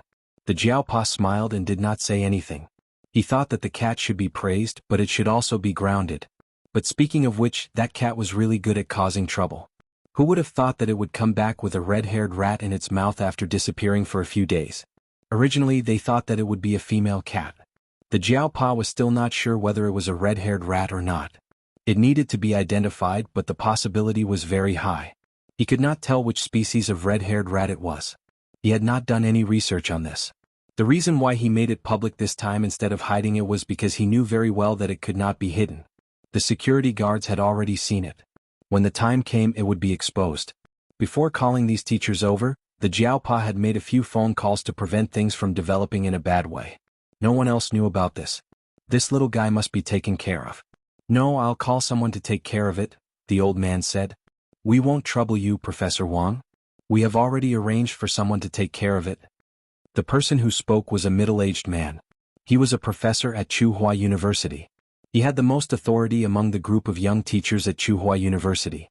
Although he had to give in to the old man most of the time, he could not give in on this matter. The old man was now a member of the research institute. This red-haired rat must be kept in Tsinghua University's own place and use their own people. This was also the instruction given by Xianxia during the phone call. When it was time to fight, they had to fight. After all, Xianxia was responsible for it. Xianxia would arrive tomorrow morning. Hey, it's not yours. Why are you in such a hurry? Little Jiao, don't worry. The person I found is absolutely professional. He has been raising rats professionally for 20 years, the old man said to the Jiaopa, ignoring the person's words. Well, the address had changed from Teacher Jiao to Little Jiao. The leaders and seniors were quarreling, and the Jiaopa did not dare to interrupt. He stayed between the leaders and seniors. The Jiaopa went back to his room at night and brought in a box with cat litter. He asked Zheng Tan to urinate or poop in the box. Are they going to do a urine and poop test? Zheng Tan stared at the box as if he was facing an enemy. He had never used this kind of thing at home. The Jiaopa sighed and said to Zheng Tan, they just want to see what you ate. In other words, those people only wanted to know if Zheng Tan ate other red-haired rats. It would be better if there were some undigested fur and bones. They could find many things worth studying. Zheng Tan's face twitched and he continued to twitch. Studying poop? These scientists were really hardcore. If he knew it would be so troublesome, he would have just thrown the red-haired rat outside. Why did he bring it in? Zheng Tan regretted, but it was too late to regret now. At that time he was rushing back and did not even think about the red-haired rat. When he regained his senses, he had already climbed over the wall and entered the base. Chapter 251. After Father Jiao gave his instructions, he didn't come back for the whole night. It was said that he was held up by the leaders and seniors for a discussion. The species of the red-haired rat hadn't been completely identified yet, but it was now regarded as a treasure by the researchers in related fields.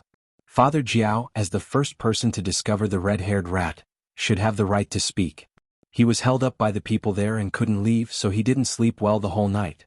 Although those people usually went to bed early and woke up early, they would get excited whenever they encountered something they were interested in.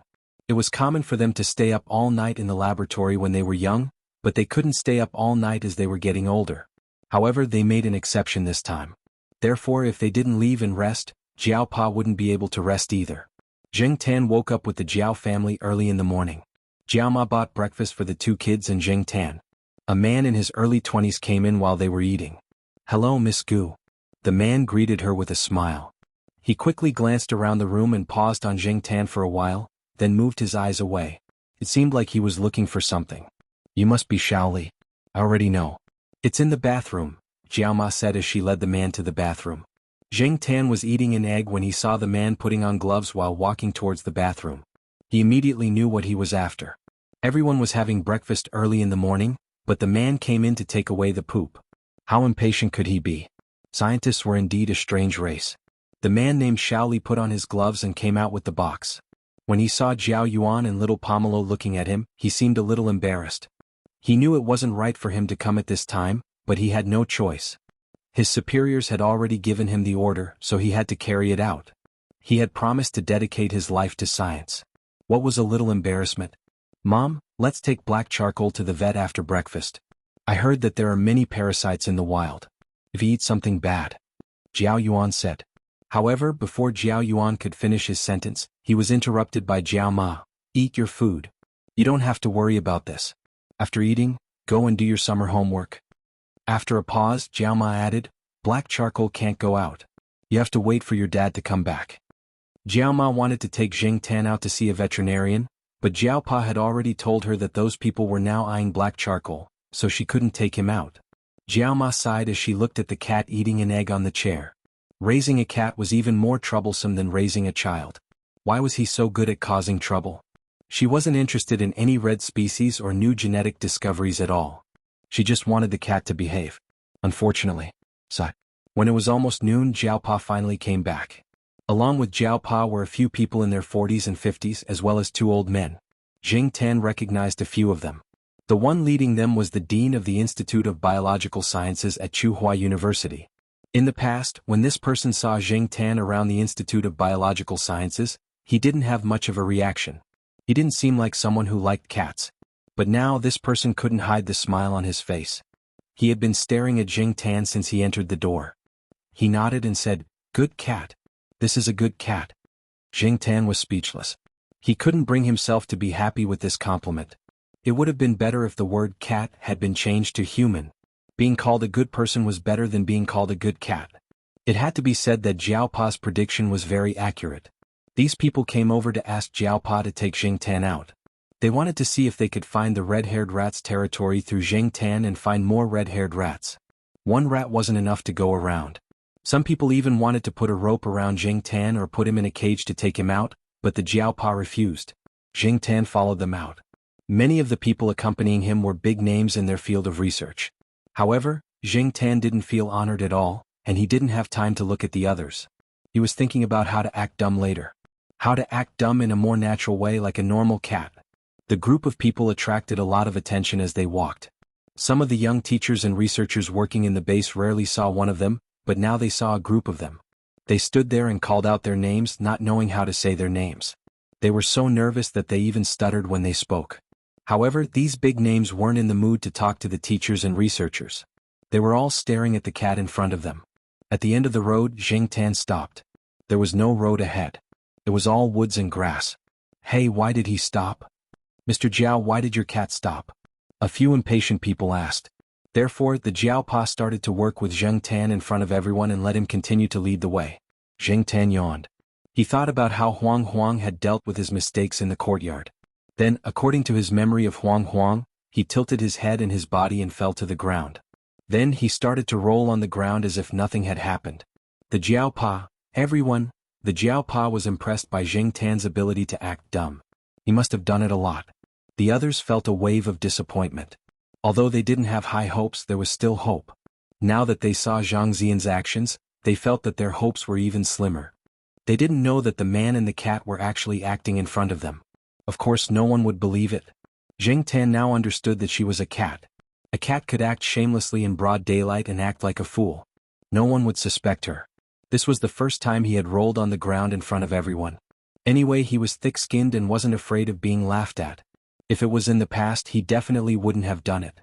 However, rolling on the ground now was better than being targeted in the future. Some people couldn't help but ask the Jiaopa to continue to order Jing Tan to look for the rat. Even if they couldn't find it now, they could at least tell them the direction.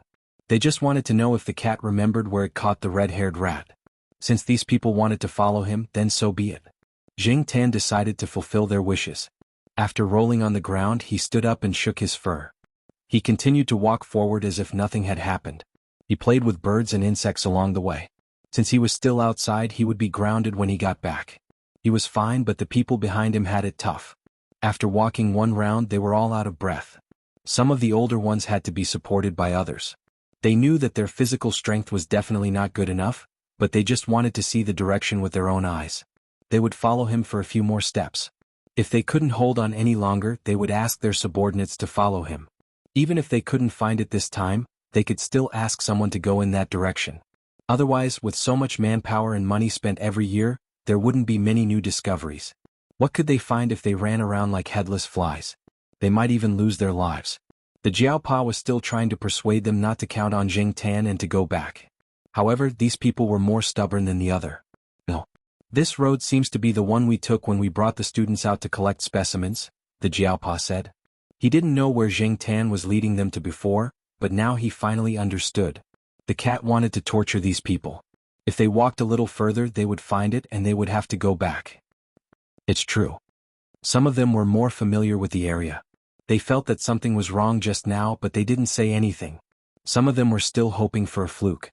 When Jing Tan brought them to a place near the road again, they were finally discouraged. That's right. What can you expect a cat to do according to your wishes? If cats were so good, they would have been used for training by people in certain industries long ago. Why would they train dogs? Perhaps this cat was really just a coincidence. This is fate. An old man who was sitting on a stone and gasping for breath sighed while slapping his legs. He did not have much regret or unwillingness. He had lived for so long and had seen a lot of things. In the past, he had seen albino bears and albino moles that had caused a sensation in this place. He had also followed the expedition team organized by the international organization to explore the mountains and brought back many specimens of living fossils.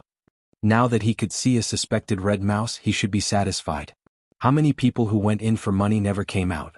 Most of the time, people who found new species or animals that were on the verge of extinction only found them by chance. Just like the old man said, this was fate. The group of people was so tired that even walking back to the base on the road was tiring. In the end, they called a car to pick them up. After the Jiaopa went back, he talked to the leaders and then took Xingtan to the vet. After disappearing for a few days, it was better to have a checkup. The vet was not far from the infirmary. Xingtan also saw the young man who helped catch the red-haired rat. He heard that it was very dangerous yesterday. Fortunately, he survived the treatment in time. He didn't expect that he could talk to girls so energetically now. In the infirmary, the young man was telling a few girls about how he caught a rat, scaring them. Now that he knew that the rat he caught yesterday was a rare animal, he was showing off to everyone. He was the one who caught the rat and the lunchbox was also his. What? You don't believe me? If you don't believe me, look at my wound. Can a normal rat bite be so swollen? Sure enough, he forgot the pain after the scar healed. Xingtan despised him. After the checkup, the vet confirmed that Xingtan's physical condition was good and prescribed some insect repellent for Xingtan. After leaving the vet, Xingtan saw that it was close to the place where he climbed the wall last time. He thought about it and went there. He still remembered about Hupa. It would be a pity to lose it. The Jiaopa didn't say much and followed him out. There was a bush there.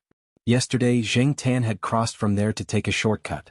Xingtan went into the bush and followed the path he took yesterday to search. Suddenly, he heard a rustling sound in the bush. He looked over and saw a cat in the bush. It was a domestic cat, but he didn't know whose family it was. At that moment, the domestic cat was playing with something with its paws bent. Xingtan looked carefully. Wasn't it the amber he lost? Xingtan rushed over and slapped the cat twice. The cat arched its back and cried out twice, but felt that it was not strong enough. When Xingtan was about to slap it a third time, it quickly ran away. Xingtan looked at the amber carefully. Fortunately, it was wrapped in vines. Otherwise, there would be many scratches on it. Pulling the amber wrapped in vines out, Xingtan decided to give it to the Jiaopa first. He couldn't take it anyway. "Mr. Jiao, what is your cat doing?" a security guard looked over and asked. The Jiaopa held the amber Xingtan pulled out at an angle where no one was looking. It then stood up and said to the security guard, "It just got into a fight. This guy likes to bully other cats." The security guard obviously saw the cat that escaped from the bush. He didn't doubt the Jiaopa's words. Early in the morning, someone had asked him to pay attention to the movements of the teacher and the black cat, but he didn't find anything unusual. Wasn't it just a cat? Did those people have to watch it so closely? The Jiaopa seemed to casually change the bag and put the amber wrapped in vines into the bag of insect repellent. Chapter 252. After returning, Jiaopa found an excuse to take a break. He took out the item that his cat son had taken out and looked at it. When he got it, he wasn't sure what it was. He didn't know if it was a precious item, but his past experience told him that the cat always had its reasons for doing this. So, just in case, he carefully hid it. Now that he had time, he took it out and looked at it. He carefully pulled the vines away, revealing the amber inside. The vines were peeled off and put aside, not thrown away. This plant was found in the flora, and it was indeed from the mountain forest. Jiaopa was sure that his cat's son had indeed been to the mountain forest, but he didn't know what kind of adventure it had encountered. As for the amber, Jiaopa didn't know much about identification. He had only made artificial amber before, and there were a few natural ones that were given to him by others. One of them was a worm amber that was said to be worth tens of thousands of yuan, but the worms in the worm amber were only 80% intact. The inside of the worm amber was a plant. He had only seen artificial amber, not natural amber. Because he was at the base and didn't want to be discovered by others, Jiaopa could only use the simplest identification method to identify whether the amber was artificial or natural. Amber could fluoresce under ultraviolet light. Of course, now that the technology of counterfeiting was getting better and better, artificial amber could also fluoresce, so Jiaopa could only make a preliminary identification. The identification result showed that the amber fluoresced under ultraviolet light, and the small flower inside was very bright. It was so blue that it was almost purple. Jiaopa even checked the rare plants newly compiled by some botanists in the past 2 years, but he couldn't find anything similar to the small flower inside. If the amber was real, Associate Professor Jiao had a hunch that the small flower inside might be a plant from tens of millions of years ago, or even hundreds of millions of years ago, a plant that had never been discovered. Once it was confirmed to be real, it was enough to make the botanists and paleontologists excited. They were not interested in red mice or anything like that. After all, their research was different.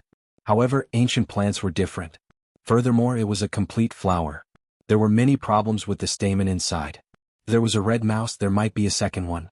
This amber that contained a complete flower and recorded a natural miracle from tens of millions or even hundreds of millions of years ago was very likely to be unique in the world. For biologists and geologists, the value of amber lay in its historical evolution. For collectors and investors, amber that contained rare organisms or plants could be called a rare treasure. Jiaopa could take out this amber.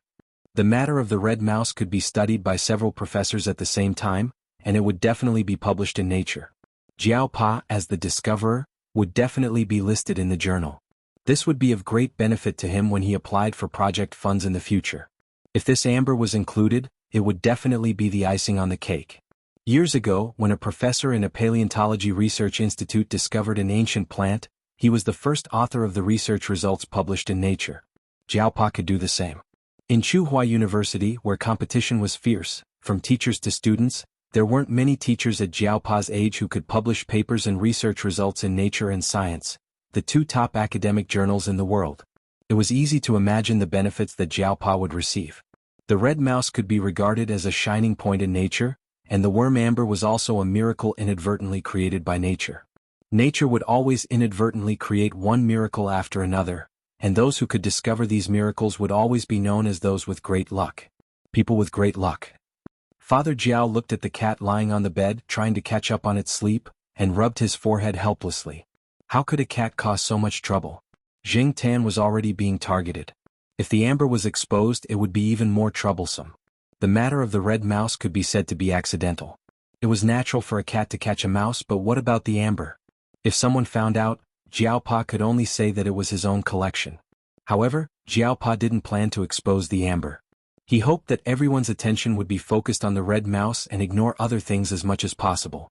Black charcoal, leave this amber with me for now. Jiaopa took out a small box. Inside the box was the amber that Jing Tan found. Jing Tan heard this. No, this was for little Pomelo. He reached out and was about to snatch the box. I'll keep it for you for now. I'll return it to you when we get back. But you have to promise me that you'll hide it well and don't throw it around, Jiaopa said again. Jing Tan thought about it and decided that it was fine. He couldn't take it with him now anyway. It was safer to leave it with Jiaopa. Jing Tan wasn't stupid. He could tell from Jiaopa's expression and words that the amber wasn't a simple item. At least it was to some people. Rather than keeping it himself or letting little Pomelo keep it, it was better to let Jiaopa keep it for him. For the next few days, Jing Tan was very well behaved. He also knew that there were many people watching him. Some of the idiots who thought that they were well hidden had already been discovered by Jing Tan. Therefore, Jing Tan felt that it was better to listen to Jiaopa and Jiaoma and stay in his room. After all, the student's internship was coming to an end. In 2 days they would return to Tsinghua City. Jing Tan could still endure for the next few days. For the past few days, Jiao Yuan and little Pomelo had been following the students outside to learn how to make specimens. There were animals, plants, and insects, but Jing Tan was not interested in them.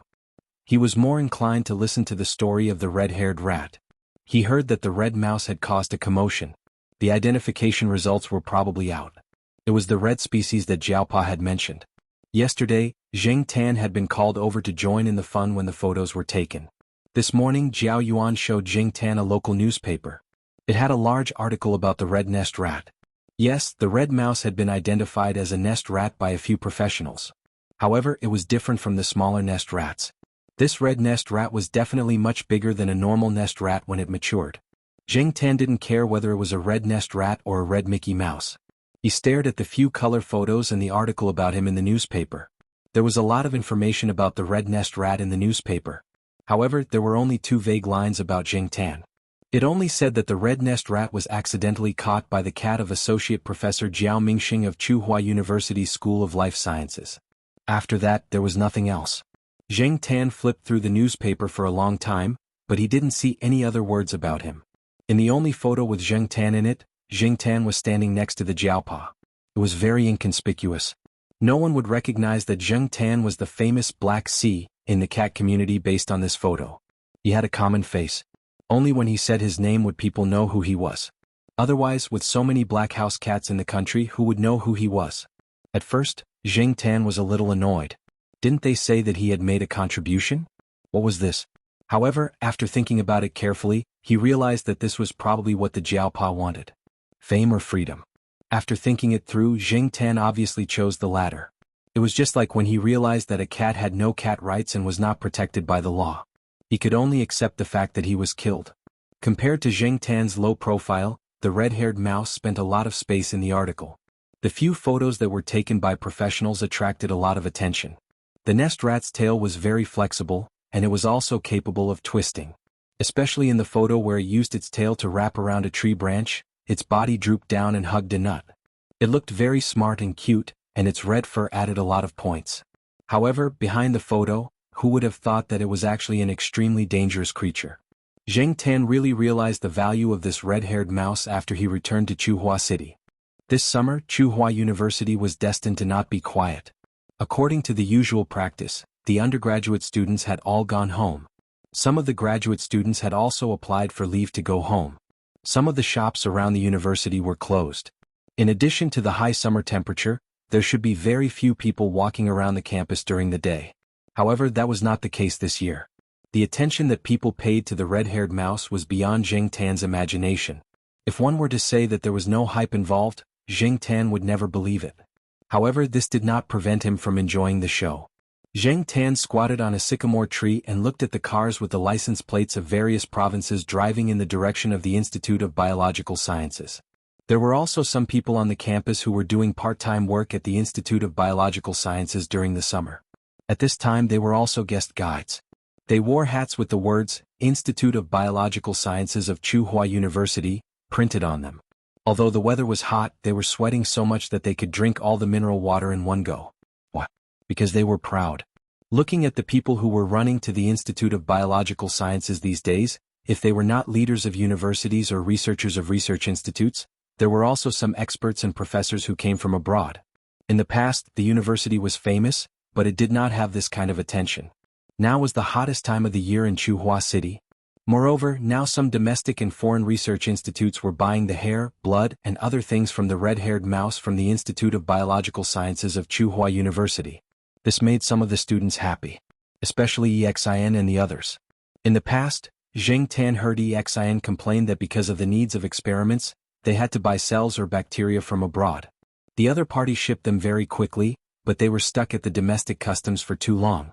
Even if they had prepared all kinds of approval forms, licenses, and other relevant materials in advance and handed them to the customs company to act as agents, they spent too much time at the customs. The condition of the cells was deteriorating, and when they came back they failed and had to order again. Talking about this, Xian and the others had tears of bitterness. But now, when they thought about how the foreign people would also buy things related to the red-haired mouse from them, they felt a burst of joy in their hearts. Zheng Tan heard that the price of a single hair of the red-haired mouse was equivalent to the price of a house in Tsinghua City. When the Tsinghua Evening News reported this incident, it jokingly said that the red-haired mouse was worth 10,000 taels of gold for a drop of blood. Zheng Tan also heard that the red-haired mouse was raised like a treasure. Even the blood was taken very carefully to ensure the health of the red-haired mouse. At night, the Jiaopa came back from the courtyard. Today, Principal Xie specially selected 2 female white mice that were bred in the courtyard. He said that he put them in to cultivate a relationship with the red-haired nest mouse.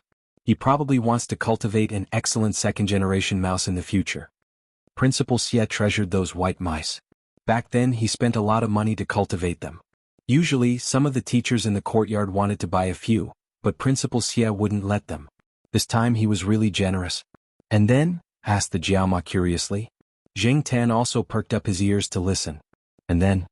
The Jiaopa slowly drank the mung bean soup and said, the 2 white mice were heroically killed in less than a minute. Chapter 253. Just as Jing Tan thought, the red-haired rat did look smart and cute, but behind that was a ferocious nature, as well as the nature of bullying the weak and fearing the strong. Judging from the way the researchers treated the red-haired rat, during this period of time, the red-haired rat did not encounter any threats at all. It ate well and drank well. Even the wood it used to grind its teeth on was custom-made. The hardness of the wood was selected after many calculations and measurements to be suitable for it to grind its teeth. Even if it bit to death the 2 white mice that Xianxia had carefully cultivated, no one would do anything to it. Instead, they would contact the mice cultivated by other research institutions to discuss countermeasures to implement the sustainable development strategy. Who knew if they would come back with international aid in the future? In short, that red-haired mouse would be lucky in the future. It was said that any new decision made by the institute regarding the rat would require a meeting and the approval of a few authoritative figures before it could be implemented. It was also because of this that the rat had become very cocky recently. According to the Jiao Pa, this rat dared to bare its teeth at the researchers and did not give face to anyone. It was always causing trouble and was fearless. If it could not finish drinking water, it would jump into the water trough to play with it.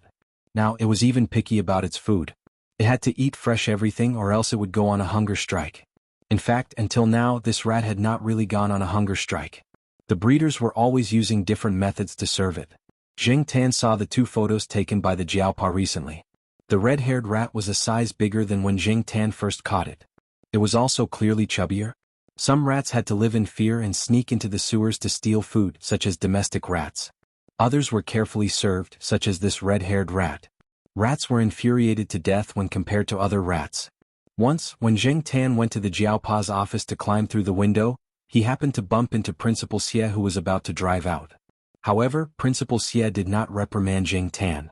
Instead, he smiled warmly at Jing Tan. After returning home, Jing Tan got the answer from Jiaopa recently. Xie had used the red-haired rat to secure a lot of projects and support from various parties. Jiaopa was also one of the beneficiaries.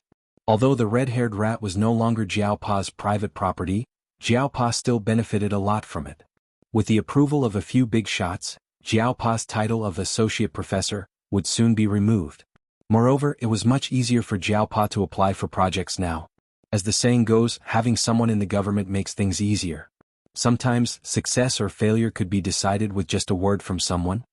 Even in this circle, which was regarded as a pure land, with a halo, changes were already quietly happening. Because of this, Yuanzi once sighed to Jiaopa when he came over, "Your cat is worth it, King worth it." Every time Yuanzi came to the Jiao family, he had to do one thing: worship black charcoal. In Yuanzi's own words, he was not worshipping a cat, he was worshipping the god of wealth.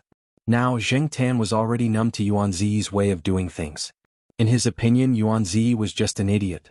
"Your cat is really a god. Old Jiaopa, let me tell you, ever since I worshipped this Jinsai, the company has been developing positively. Hey, let me show you my collection." Yuanzi, who was drunk, was very talkative. He took out his phone and flipped through the photo album, insisting on showing it to Jiaopa. Jing Tan moved closer to take a look.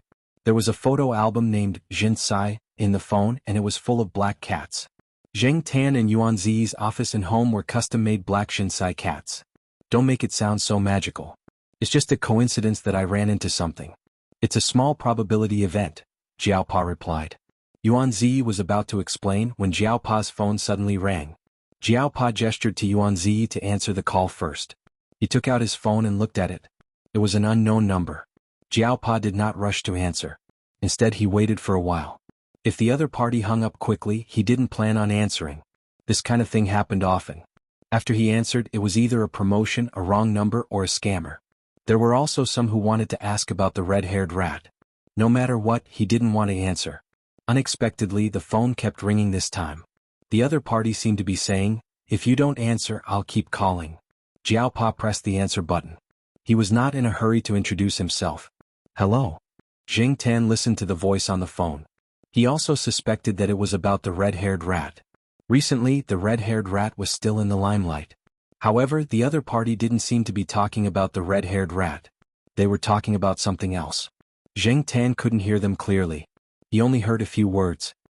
"Yes, I am. Yes, it's my cat." Jiaopa looked in the direction of Jing Tan on the sofa. Yuanzi, who was thirsty and about to drink some water, immediately listened to the Jiaopa's call. He didn't even drink the water. He kept holding the cup and listened to the Jiaopa's call. His eyes kept glancing in the direction of Jing Tan. It's convenient. I'll be home tonight. The address is on the 5th floor of Building B in the East District. Okay, I'll see you later. Jiaopa hung up the phone and looked at Jing Tan with a puzzled face. He wondered what the cat had done in the year that he had been away. Who was it? Yuan Zi asked. The person said his name was Yan He. He asked for my name and whether black charcoal was my cat. He said he would come over later to discuss something. Jiaopa had never heard the other party's voice. This was the first time he had talked to the person called Yan He. What the other party wanted to talk about was obviously related to his cat. Previously, he had suspected that it was about the red-haired rat. However, the other party didn't mention anything related to the red-haired rat. But other than that, what else could they talk about? He even came over to discuss in person. His tone sounded like he was giving him a lot of benefits. Yuan Zi's face turned serious.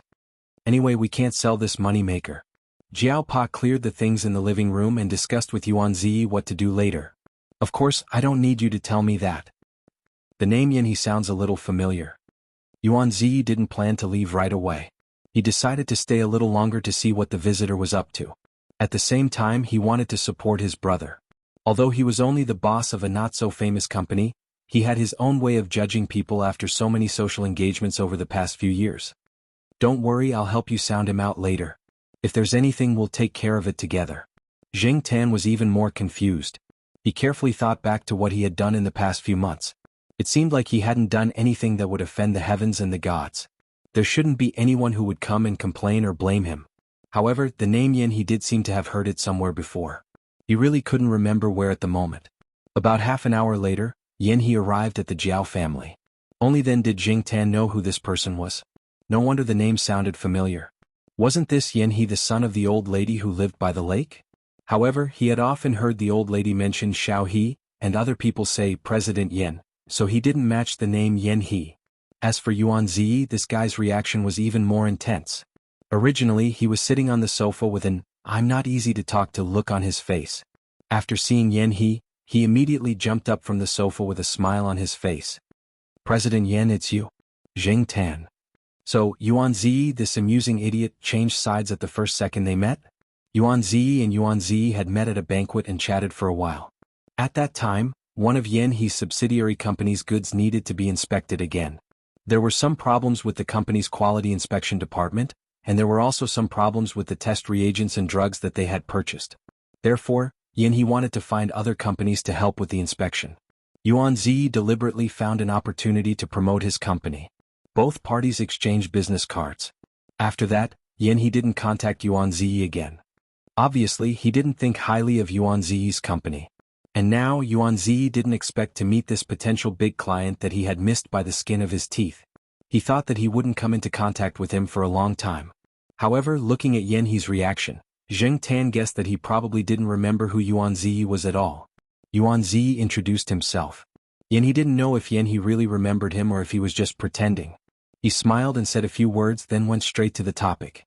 It turned out that the old lady had agreed to go to the south with the old man who came looking for her. It would probably be very difficult for her to come back in the future.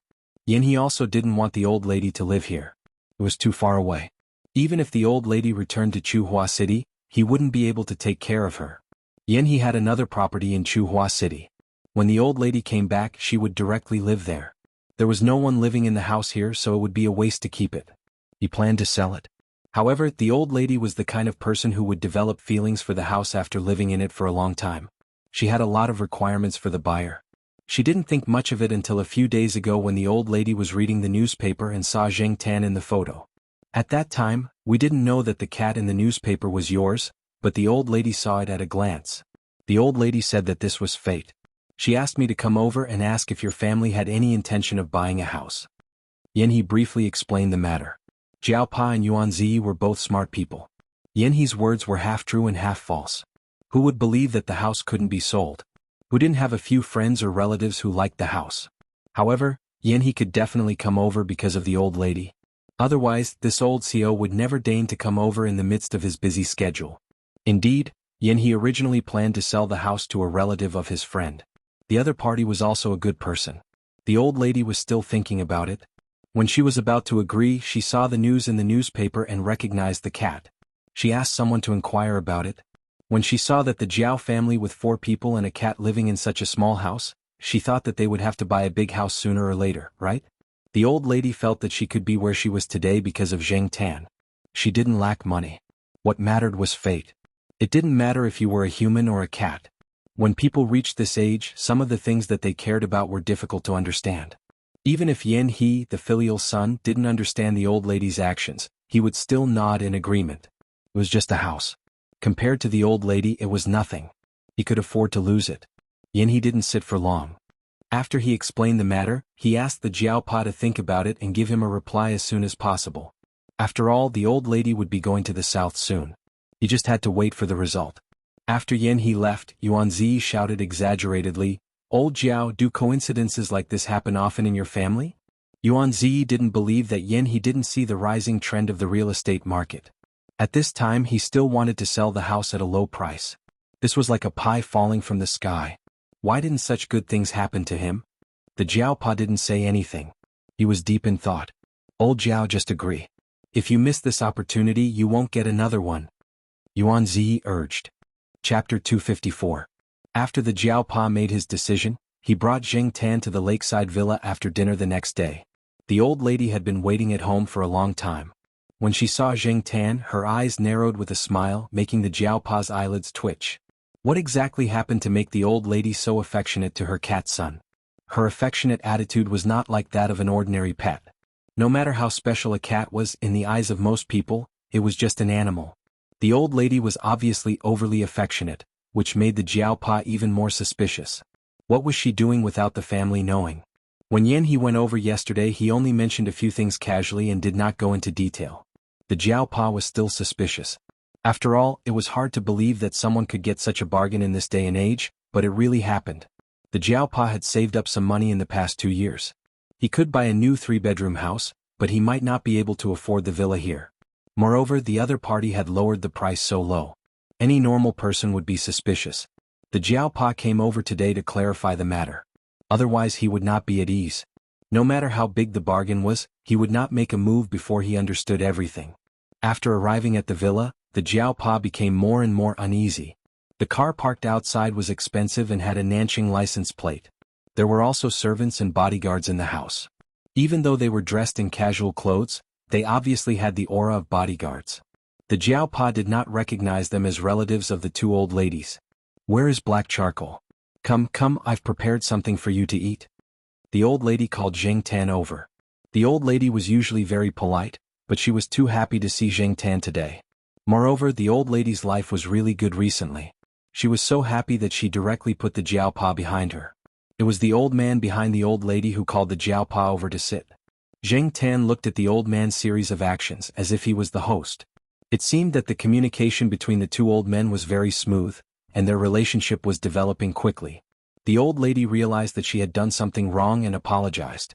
Before the Jiaopa could say, "It's okay," the old man waved his hand and said, "It's okay. He won't mind." "Jiaopa," the old lady looked at the old man reproachfully. This was too rude. While they were talking about the house, Zheng Tan had nothing to do. He just stayed at the side. The food and drinks were specially prepared by the old lady. It was not cat food. It seemed that she had done a background check on Zheng Tan.